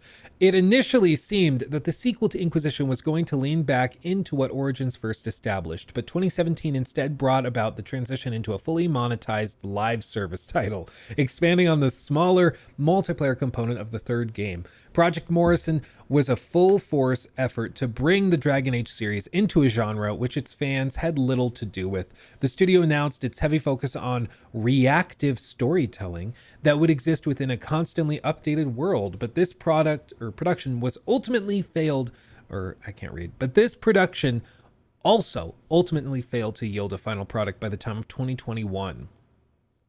So they worked on this for like 3-4 years as a live service game, and then decided to can it once again. They changed their mind. Once again, reverting Project Morrison's changes over the 3 years. While it was teased over the course of its development and even in the months leading up to its cancellation, the production of Project Morrison's live service Dragon Age basically came to an end during early 2021 when the decision was made to move the game back towards a single player direction. Some fans may find it confusing that Dreadwolf has gone through such a sporadic and unpredictable production cycle before eventually landing on a definitive style, but the reality of its developer circumstances through the past few years explains why creating Dreadwolf has been anything but an easy process. Sure enough, they've had some troubles. It might not have been the studio's most unanimously well-received game upon release, but Inquisition set the record for BioWare's biggest launch in terms of sales. The studio was known for some of the most popular RPGs through the 2000s and beyond, but its legacy would falter when 2017's Andromeda launched to general criticisms that was unprecedented for its franchise.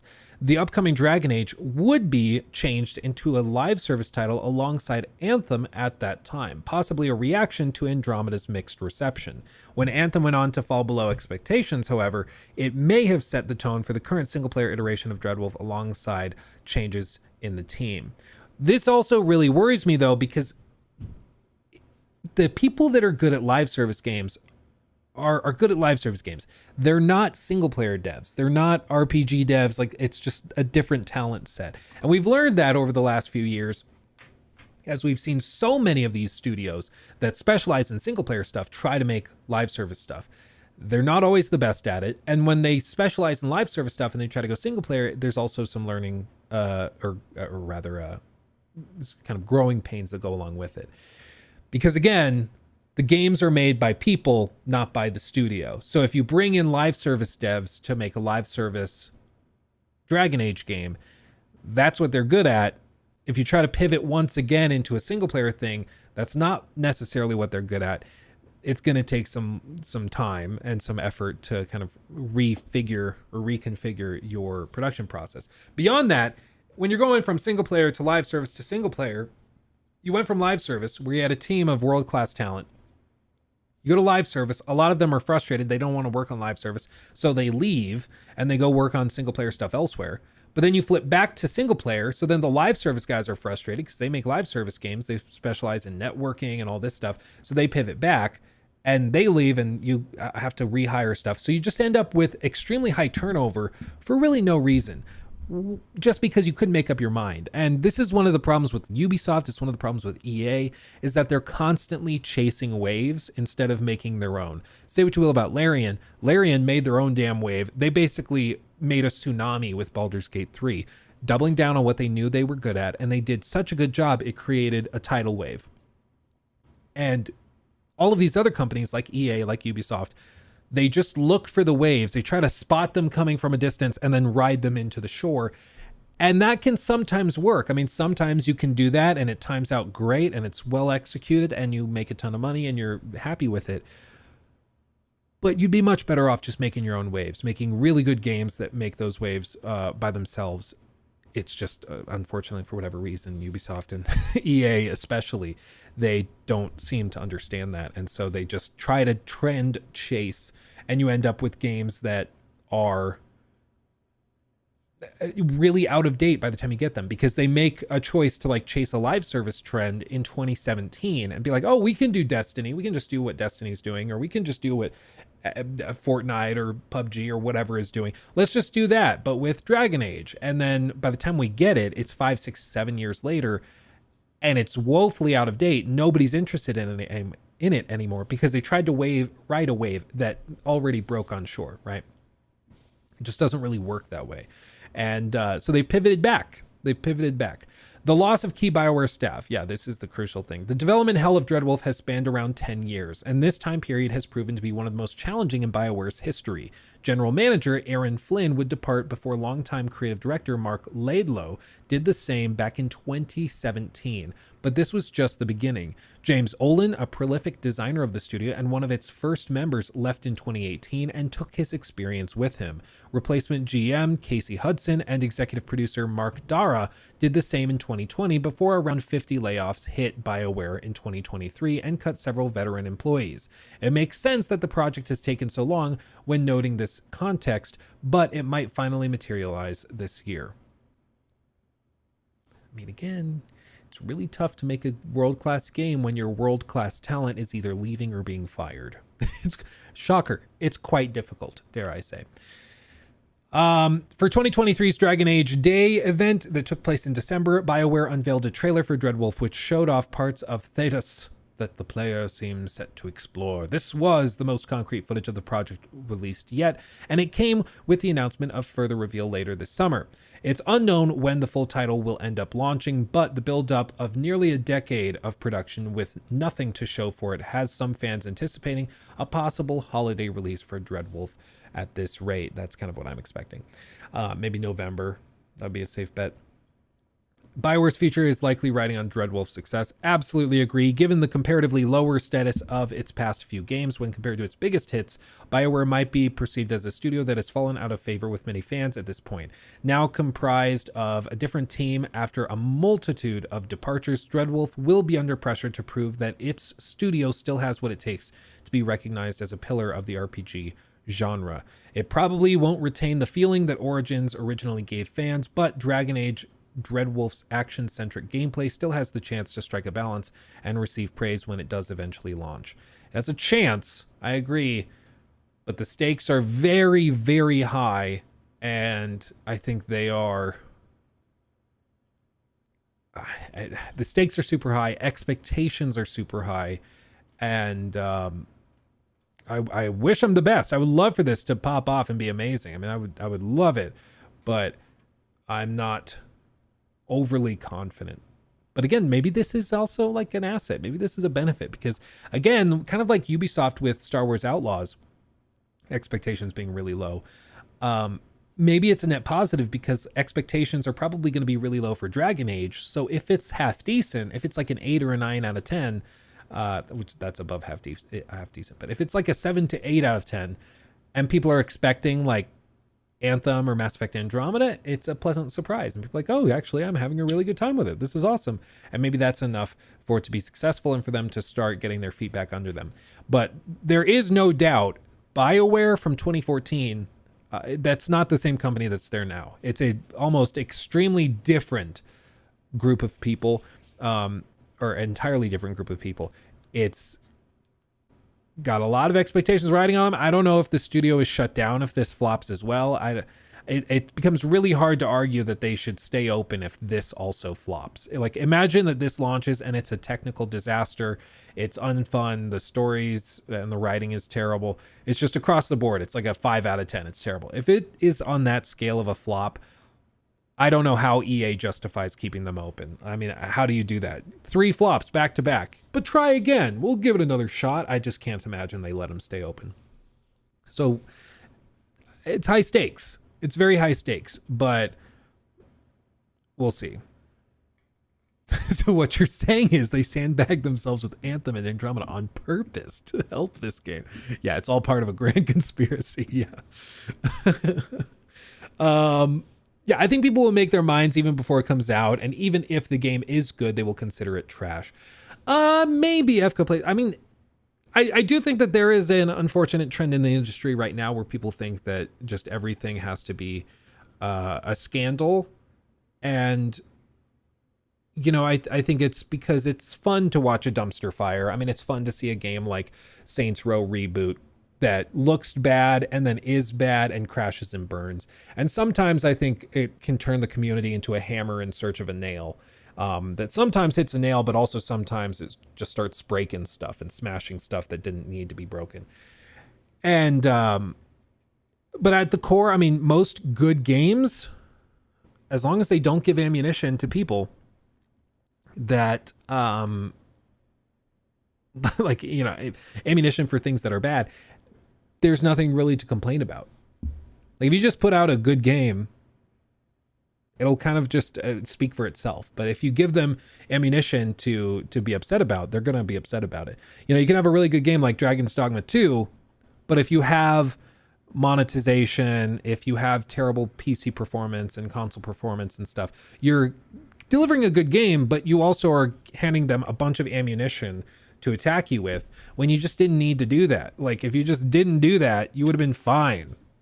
The game would have been overwhelmingly successful. But now all anybody wants to talk about is the dumpster fire parts, you know? So as long as like the game is polished, it runs well, and it's not monetized out the ass, right there, those are the 2 big pieces of ammunition people use to attack these types of games right now when they're present. So as long as they can avoid those 2 things, it's polished and it's not like super stupid monetized, whatever, then it's just being evaluated as a video game. That's all they're going to be looking at. And if that's the case, then we're set. I want to get Dragon's Dogma 2. I heard the microtransactions are overblown. Is that true? I mean, I don't know why on earth anybody would ever buy any of those microtransactions in the game. It's just like all the microtransactions in Resident Evil 4 Remake, all the microtransactions in Monster Hunter World, and any other Capcom game, really. Like, you can buy them, but it's going to make the game actively worse for you.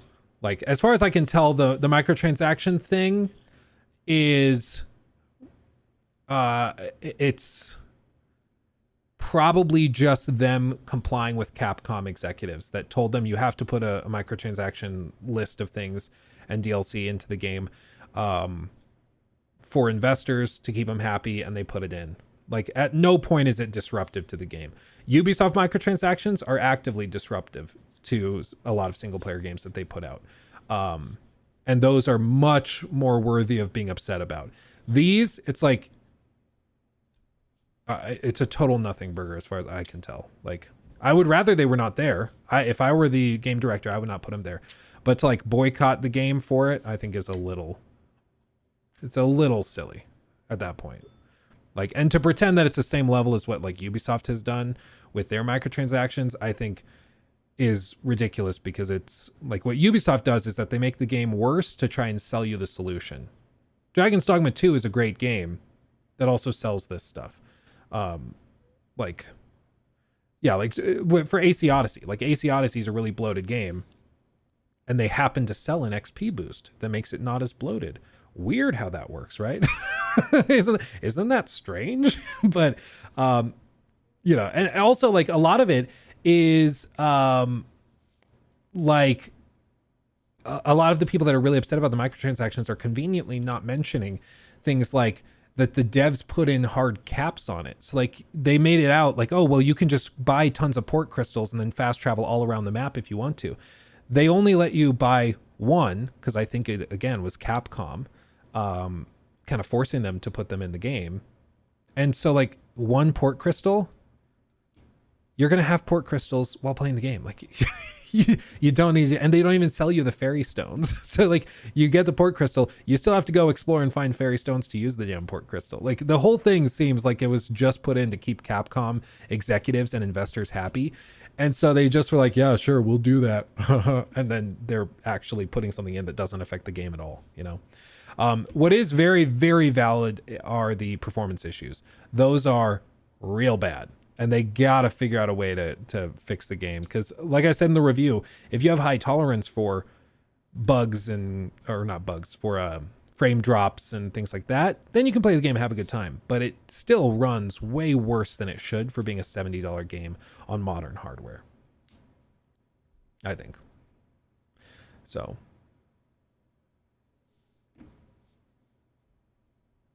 the issue is charging for stuff that was a cheat code or command in the past. Yeah, I mean, I can see why people are upset about that. I don't think did the original Dragon's Dogma have cheat codes to do this stuff? I don't think they did. I think they also had an in-game store as well. Or not in-game store, DLC. But like, I can understand why people are frustrated by that. But I mean, again, if we're going to set the precedent that we boycott all games that have DLC that we consider to be of poor value, you're going to be boycotting many, many, many very good games. I just don't think, like, it's fair to be upset about it. I don't think that it depends on how you determine, like, if something's worthy of boycotting. Like, is something... at what point is a game worth boycotting? What sin must be committed by the dev or publishers or whoever to warrant you not buying it and you boycotting it? And for me, this is pretty low on that list.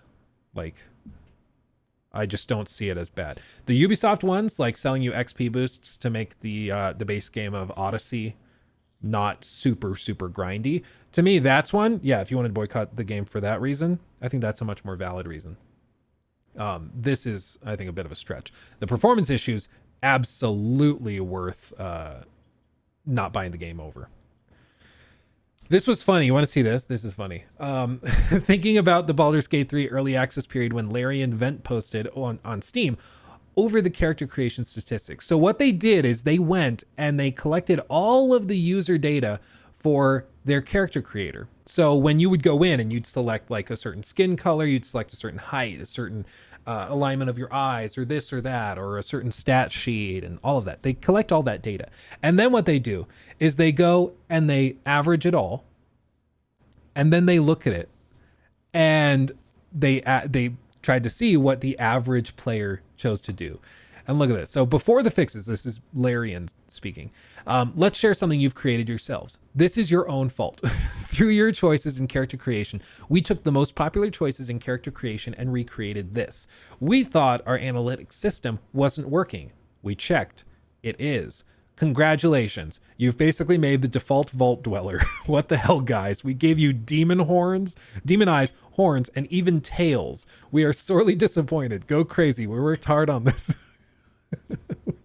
It is very funny that like people have access to all of this. They average it all. They try to see what the most common builds were. And this is where it pops out. It's a human cleric that is like generic white male number 2 with blue eyes. It's just the most generic looking character ever. And it's really funny. Like, again, they're right. They gave players access to tails, horns, whatever. And this is what the average player ends up making when they design their character in the game, which I think is really, really funny. Maybe it says that, you know, players just tend to make characters that reflect them or look like them. I don't know. You guys in chat, do you do you guys, when you make characters in games, do you try to make it look like yourself, or do you try to do something different? Like when you design a character in a game like this, what do? Because I tend to just kind of make it look like myself. I have a buddy who will try to make it look like a thirst trap on steroids. He's like, if I'm going to be playing this game and I'm going to be staring at someone's butt, especially if it's a third person game, I want that booty to be popping. And so he goes crazy for it. So I don't know. I'm a dragon bro myself, but I take 2 minutes to create mine. Yeah, I usually, especially if I'm going to be wearing armor and I can't see my face, I'm not too worried about it. I try to roleplay someone in the world. See, that can be fun. That can be really fun. That's a good way to do it. Different. I make a baddie. Hands down. I usually stick to default. Hot chicks, definitely. Just colorful hair. I make insane orcs, dwarves, etc. See, I think if you are somebody that can like really role play, you play the game and you actually like get into the mindset and do it, I think that can be really fun. If you can really lean into it and go crazy, that's a really good time. But I tend to go a little weirder. Just making a dream version of myself or a fantasy version. Yeah, it just kind of depends. For Starfield, I tried making Arthur Morgan. Oh, that's funny. That's funny. That's good. I mean, it depends on the kind of game. If I'm playing a like Elden Ring type game, I don't care what they look like. It doesn't really matter to me. But if I'm playing a game that's going to be like narrative role play, like a Baldur's Gate, I tend to be much more intentional with it. But I actually have found it's easier to role play if I have a character that doesn't look like me, because I can constantly like remind myself, no, this is a character that I'm role playing as. I need to put myself in their shoes and think like them. And when you do that, it can be much more immersive, I think. First playthrough, I do what I personally would do in real life in the same situation. Subsequent playthroughs lean harder into roleplay, chaotic evil, that type of thing. Okay. Okay. Yeah, that makes sense. I think that a lot of people play like that. I mean, in chat, do you guys, if you're playing one of these games, do you start like chaotic evil? Do you start playing crazy, or do you play like much more level-headedly to start? First player looks like me. Second player, I go all crazy. It can be a struggle to remove your character from yourself, I find. Oh yeah, well, especially the first run through. After the first run through, when you know kind of how things go and you have an understanding of the game and the story and stuff, like after you've been through all of that, then you feel less bad about doing things that are like straight up evil, you know? It's kind of tough to start hardcore evil playthrough, especially because a lot of games, they don't really anticipate players playing super evil, and so when you start the game and play the game super evil, you can screw things up for yourself. Like Fallout New Vegas lets you, but if you play Fallout New Vegas and you play the most chaotic evil person ever, you miss out on a ton of quests. You miss out on a ton of like side quests and personal like companions and things. There's all sorts of things that you miss out on because you just decided to like wipe an entire city just cause, right? So it can be useful to see everything the game has to offer to maybe start good and then go evil. I think that makes sense.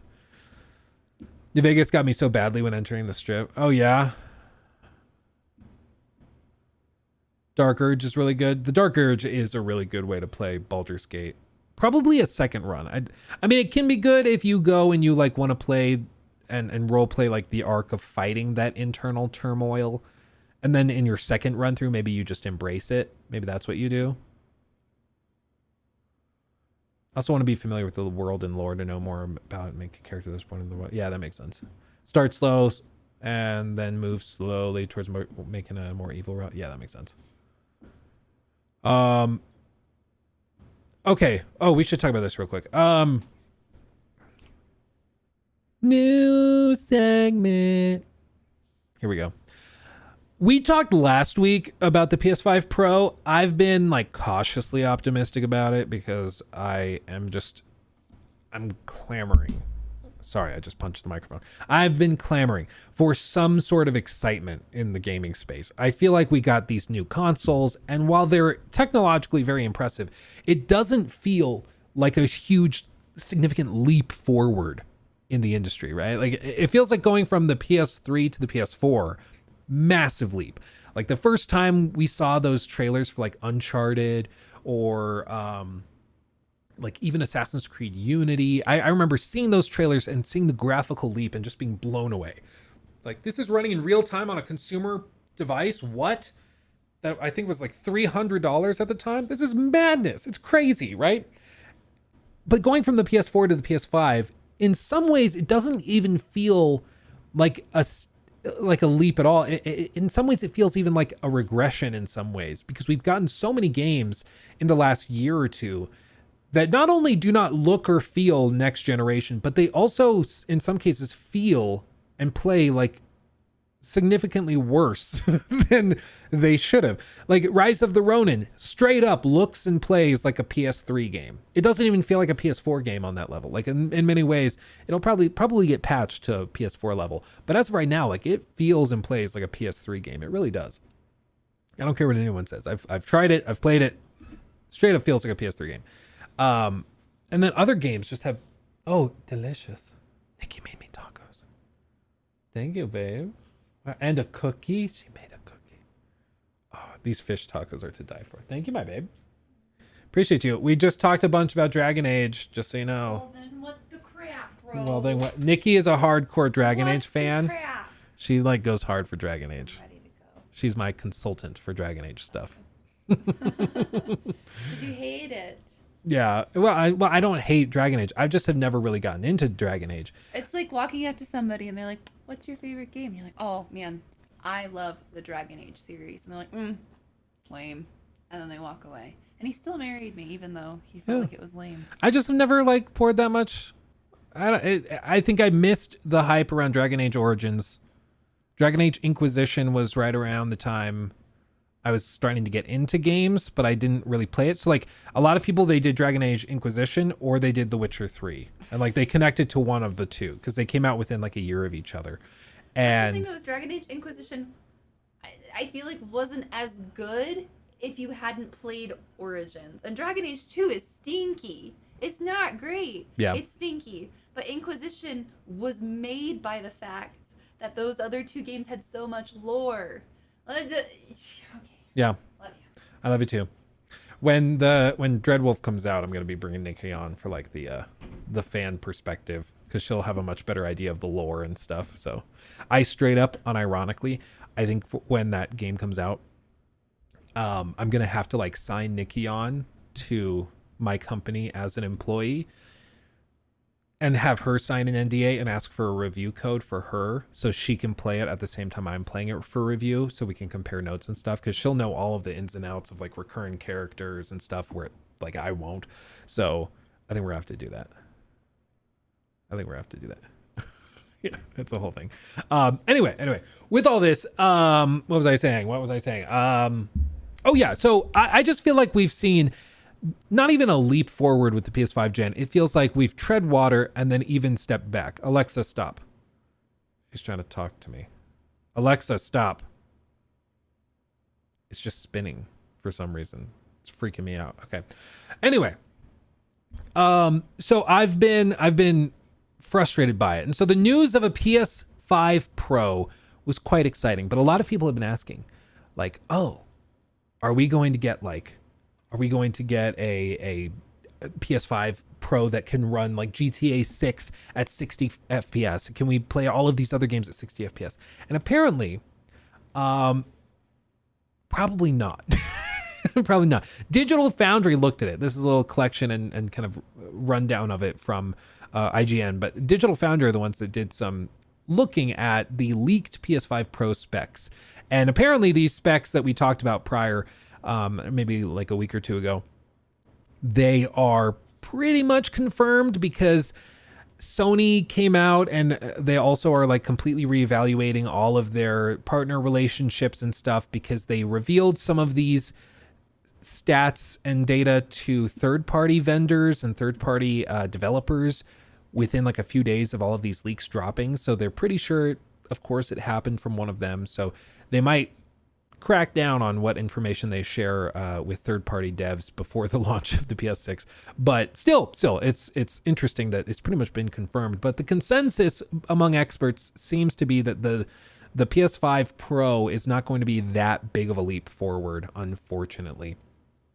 So and bear in mind, this is still scheduled apparently for release during the fourth quarter of 2024. So they're shooting for like a holiday release of the PS5 Pro, which I just assumed they would have a big game to launch alongside it, but apparently there's not much. So they might be doing like some like refreshes or updates and patches and stuff, but they don't have a big game to launch alongside it, which is surprising. But maybe they're doing that because they want to figure out inventory issues before they do that. If they were like launching this alongside the next Naughty Dog game or something, maybe they'd run into all sorts of supply and demand issues. So maybe that's what they're trying to avoid. Who knows? But anyway, they say that the PS5 Pro CPU is said to be identical to the standard PS5 CPU, but with a, quote, higher CPU frequency mode, which amounts to a 10% increase to 3.85 gigahertz. The GPU enables faster rendering and higher quality ray tracing powered by 33.5 teraflops, which doesn't really tell you much of anything in terms of game development. But if you're comparing apples to apples, sometimes you get a good idea of the jump. The standard PS5 offers 10.28 teraflops. Okay. However, direct PS5 to PS5 Pro comparison would work out to around 10.28 versus 16 to 17 teraflops. So whatever information you want to take from that, it seems like it's an incremental increase. Other stats and things were saying that it was like a 35% increase. It's just not super clear until you actually get your hands on the game to see. The release of the PS5 Pro is thought to be particularly enticing in the context of the 2025 release of GTA 6, which is set to boost the video game market beyond developer Rockstar Games and parent company Take-Two Interactive. It's actually kind of crazy. I saw a video from I think it was MSNBC, but it was one of their talk shows for finance and stuff and for the tech industry and tech sector. And they were talking about video games and the video game industry. So naturally I was like, ooh, interesting. Bunch of people who don't play video games talking about the video game industry. That could be fun. And it was an interesting conversation of a bunch of like boomers that don't really know anything about gaming talking about gaming. But what was particularly interesting is that they were saying that they were counting on GTA 6 boosting the entirety of the video game industry's revenue by a significant margin. Like they weren't just talking about Take-Two Interactive's numbers and revenues boosting. They were talking about the cascading effects of GTA 6 releasing, having an impact for a ton of other games. And a lot of that is because they fully expect that GTA 6 will boost sales of consoles because it's not going to have a PC release day one, almost certainly. And so what that means is that you're going to have people going out and buying PS5s who haven't bought one yet. You're going to see people saving up and buying a Series X who haven't bought one yet. And that's going to boost revenue for them. And then that also, if you buy an Xbox, you probably also are buying a subscription to Game Pass. If you buy the PlayStation, you're probably also buying a few other games from some other developers and other publishers at the same time since you just bought that new console. So they're expecting this one game to lead to cascading hundreds of millions of dollars of increased revenue through the entire industry. And it just goes to show you how huge Rockstar Games really are when they do eventually drop and release. It's no longer, it's not just them. It can affect everything. However, after all of this, according to Digital Foundry founder Rich Ledbetter, speaking in the latest episode of the Digital Foundry Direct podcast, the PS5 Pro's CPU means GTA 6 will probably still run at 30 FPS, assuming GTA 6 runs at 30 FPS on the standard PS5. Given no GTA game has launched with a 60 FPS option, this one seems nailed on. According to Ledbetter, if GTA 6 runs at 30 FPS on the PS5, it'll run at 30 FPS on the PS5 Pro, barring some kind of programming miracle, because the CPU handles simulation, and the PS5 Pro CPU only increases performance by 10%. In the unlikely event that GTA 6 has a 60 FPS mode on PS5, it'll run at 60 FPS on the PS5 Pro. So, in other words, it doesn't seem that Rockstar Games can just scale with nothing but the GPU. Because they're so simulation heavy, because there's so many things happening with NPCs constantly, because there's so many of these other little things on the side happening, you can't just crank the GPU and expect significantly better performance. In the same way that for Dragon's Dogma 2, because that's a CPU bottlenecked game, it doesn't matter if you swap out like the GPU from a 1070 to a 4090 in those cities. if the CPU stays the same, because the CPU is the thing that's limiting performance. The CPU is the reason it can't run faster. Part of that, in the case of Dragon's Dogma, is it's just not optimized well. But in the case of consoles, if the CPU remains the same, all else equal, ceteris paribus, nothing will really change even if you crank the GPU. So hopes of GTA 6 magically running at 60 on the PS5 Pro seem to be unlikely because it's so CPU and simulation heavy. While the PS5 Pro's CPU looks like a modest improvement, the PS5 Pro is much better than the PS5 at rendering, according to Digital Foundry. PS5 Pro, Digital Foundry predicts, is capable of upscaling 1080p older PS5 games to 4K via its upscaling anti-aliasing solution, PSSR, or the PlayStation Spectral Super Resolution Upscaling, if the developer chooses to support the tech with a patch. Digital Foundry says the PS5 Pro will retain the same 16 gigabytes of GDR6 memory as the standard PS5, but has an extra 1.2 gigabytes of system RAM for developers. Interesting. Last month, an analyst said that Sony was likely to release the PS5 Pro later in 2024. Sony has form when it comes to releasing a Pro version of its consoles. The PS5 or PS4 Pro, for example, launched in November of 2016. 3 years after the PS4 came out. A PS5 Pro launch this November would come 4 years after the PS5 launched in November of 2020. Is that not crazy? We are already past the point when the PS4 Pro came out. So if we were keeping to the same generational schedule, last year we would have gotten a PS5 Pro. Is that not weird? Time is flying by this generation, and it really does not feel like much is happening. You know, it's crazy. But like, we're already halfway through the generation. Already. Isn't that crazy? Like, COVID did this. You're right. It basically is COVID, but it's just mad. It's mad. But that's why Microsoft is already looking at 2026 potentially to kick off their next generation, which would be crazy, because you could reasonably see a situation where GTA 6 gets delayed to 2026, which is possible. Apparently some devs are already saying that this is possible. They're worried about it slipping. They're running into some issues in development. So they're worried that it could get pushed into 2026. And if that happens and Xbox is able to release their next generation console, you could possibly see a situation where GTA 6 is launching and Xbox is the only one with a next generation console, which is crazy. Like that I think freaks Sony out. I don't think that they do like an Xbox next gen version of the game that it runs at 60 FPS. I don't think they do that. They probably just do backwards compatibility, and it's like, yeah, it's the Xbox Series X version of the game, but on your next gen console. And maybe Xbox has like a native thing to crank performance, kind of like their backwards compatibility stuff, but that's unlikely. Still, it's crazy. It's crazy. We're pretty far into the generation for how little has happened on the first party side of things. So that's just crazy. But with all this, it seems like the hopes that the PS5 Pro would be a significant or huge leap forward, it's probably misplaced. What you most likely see the immediate returns on the PS5 Pro being similar to the PS4 Pro. It seems like it's probably going to mostly be tied up into resolution. So you're not going to see like games that can only run at 30 all of a sudden running at 60. You're going to see games that run at low resolutions all of a sudden able to be rendered at much higher resolutions. You're going to see games that are maybe older, games like Bloodborne, that now with a patch can run at 4K, still at 30, but at 4K, just way sharper using their upscaling tech that they're pretty confident in. It's a lot less exciting, because I think a lot of people can feel 60 FPS much more than they can feel 4K.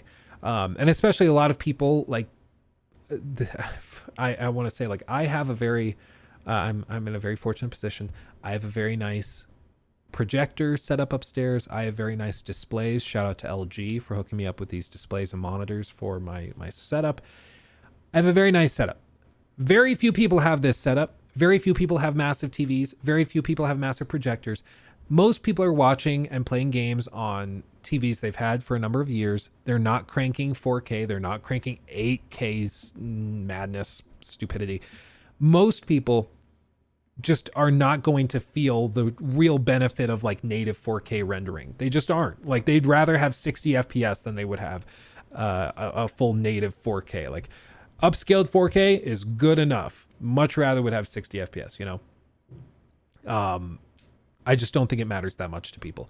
So the PS5 Pro will be an improvement, but I don't think it's going to be that big of an improvement that people are like clamoring for. I think you're going to have those side-by-side clips of like, this is running on the PS5 Pro, and you're like, okay, yeah, I can see it. I think that's going to be most of it. So it's still going to sell out. Let's be honest. Everybody's still going to buy it, and it's all going to, it's going to be all anybody's talking about for ages. It's going to be super toxic. It's going to happen. This just comes with the territory, you know. Comes with the territory. But what are you going to do?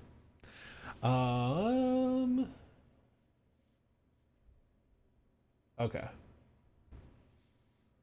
It'll be a niche product. Only hardcore fanboys will buy it, or people who haven't bought a PS5 yet. I think it's still, I mean, it depends on what you mean by niche, because I guess even niche products still sell out. It depends on how many they make. But like the PlayStation Portal is also a pretty niche product and is still regularly sold out in a lot of places. So it just I guess is all over the place. They bought the Portal, they'll buy anything. Kind of. Well, the thing is, in the PlayStation community especially, I've compared it to Apple in the Apple ecosystem before, because they do this interesting thing where it's almost like a social status symbol. You know, like if you have the PS5 in 2020, it was like a social status thing to have the PS5. It's like, wow, you have one. Oh my God, that's so cool. Same with having the newest iPhone or whatever else. You know, it's how you symbolize to other people that you're successful. And I think it's going to be a similar thing here. And one of the ways you can tell is whenever PlayStation launches a new set of hardware, it's really funny because they'll launch it and then you go to like all these PlayStation fanboys' YouTube channels or streams or whatever, and they will all have the box just casually in frame so you can see it. They get the new PS5 or they get the PlayStation Portal or whatever else it is. They just forget to leave the box. You know, they just forget that it's sitting there in frame so you can see it, because they want you to know that they bought it, that they could afford it. You know, it's a status symbol. It's exactly what it is. So I think that goes a long way with the PS5 Pro. I think you see the same exact thing. Do you think it's a good time to get a PS5 now?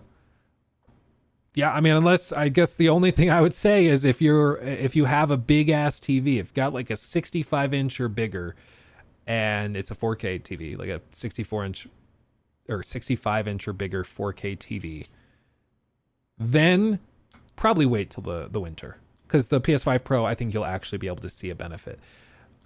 If you're playing on something smaller than that, yeah, get a PS5 now. But the other thing is, potentially when the PS5 Pro launches, you could potentially see a slight price cut for the base model. I'm not sure. Kind of depends on what they want to do. Yeah.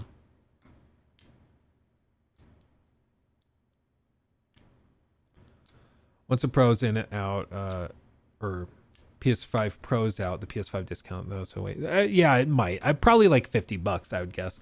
I still think the Pro is probably going to be like $600, like $599, and then they'll knock the base PlayStation 5 down to like $449 or something like that. They'll probably do something like that. I have not messed around with the Horizon Forbidden West PC port. I could try it. I'm down. I've heard it's a very good port. F4 Ox Alias, thank you, my friend. Subbing with a tier 1 on Twitch. Appreciate you. Yes, Scalper's gonna buy him up. Yeah, for real. I'm playing it right now. It's amazing. Yeah, I've heard it's very good. I've heard it's a very good port. Consoles are gonna brace themselves to the point where people are gonna say, screw it, I'll just get a PC.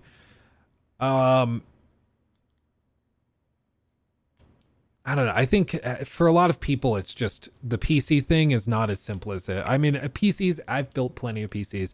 They are really easy to put together, but they are more complicated than just opening a box and plugging something in. And that's the other thing. There's a lot of people who would just rather open the box and plug it in. That's it.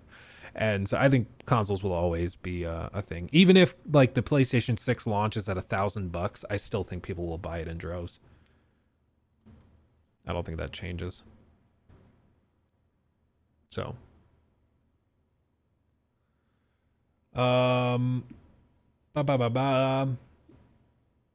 Yeah, there's lots of PC companies that do great builds and stuff and do a great job with that. I absolutely agree. But it's still just, for whatever reason, people would just rather the convenience of a $500 box that plays games. And that's it, you know. But okay, guys, what I'm going to do, I'm going to eat these delicious tacos that my wife made for me. And I'm not going to make you sit and listen to me chew or that. I can't stand when streamers eat right into the microphone. So I will call the stream there. We got through a lot of stuff today. We had a really good time. So I feel like we were productive. We had a good stream. We got through a lot of stuff, and I had a great time. So thank you, everybody who hung out with me. Thanks to all the new subs on Twitch. Thank you to everybody who followed on Twitch as well. Over on YouTube, thank you for all the memberships and the super chats and all that stuff. You guys are fantastic, and I appreciate the gosh darn heck out of you. You guys are wonderful, okay? As always, stay safe. I love you dearly, and I'll see you very, very soon on Wednesday for another stream, okay? Much love. I'll see you soon. Hugs and kisses. Bye-bye.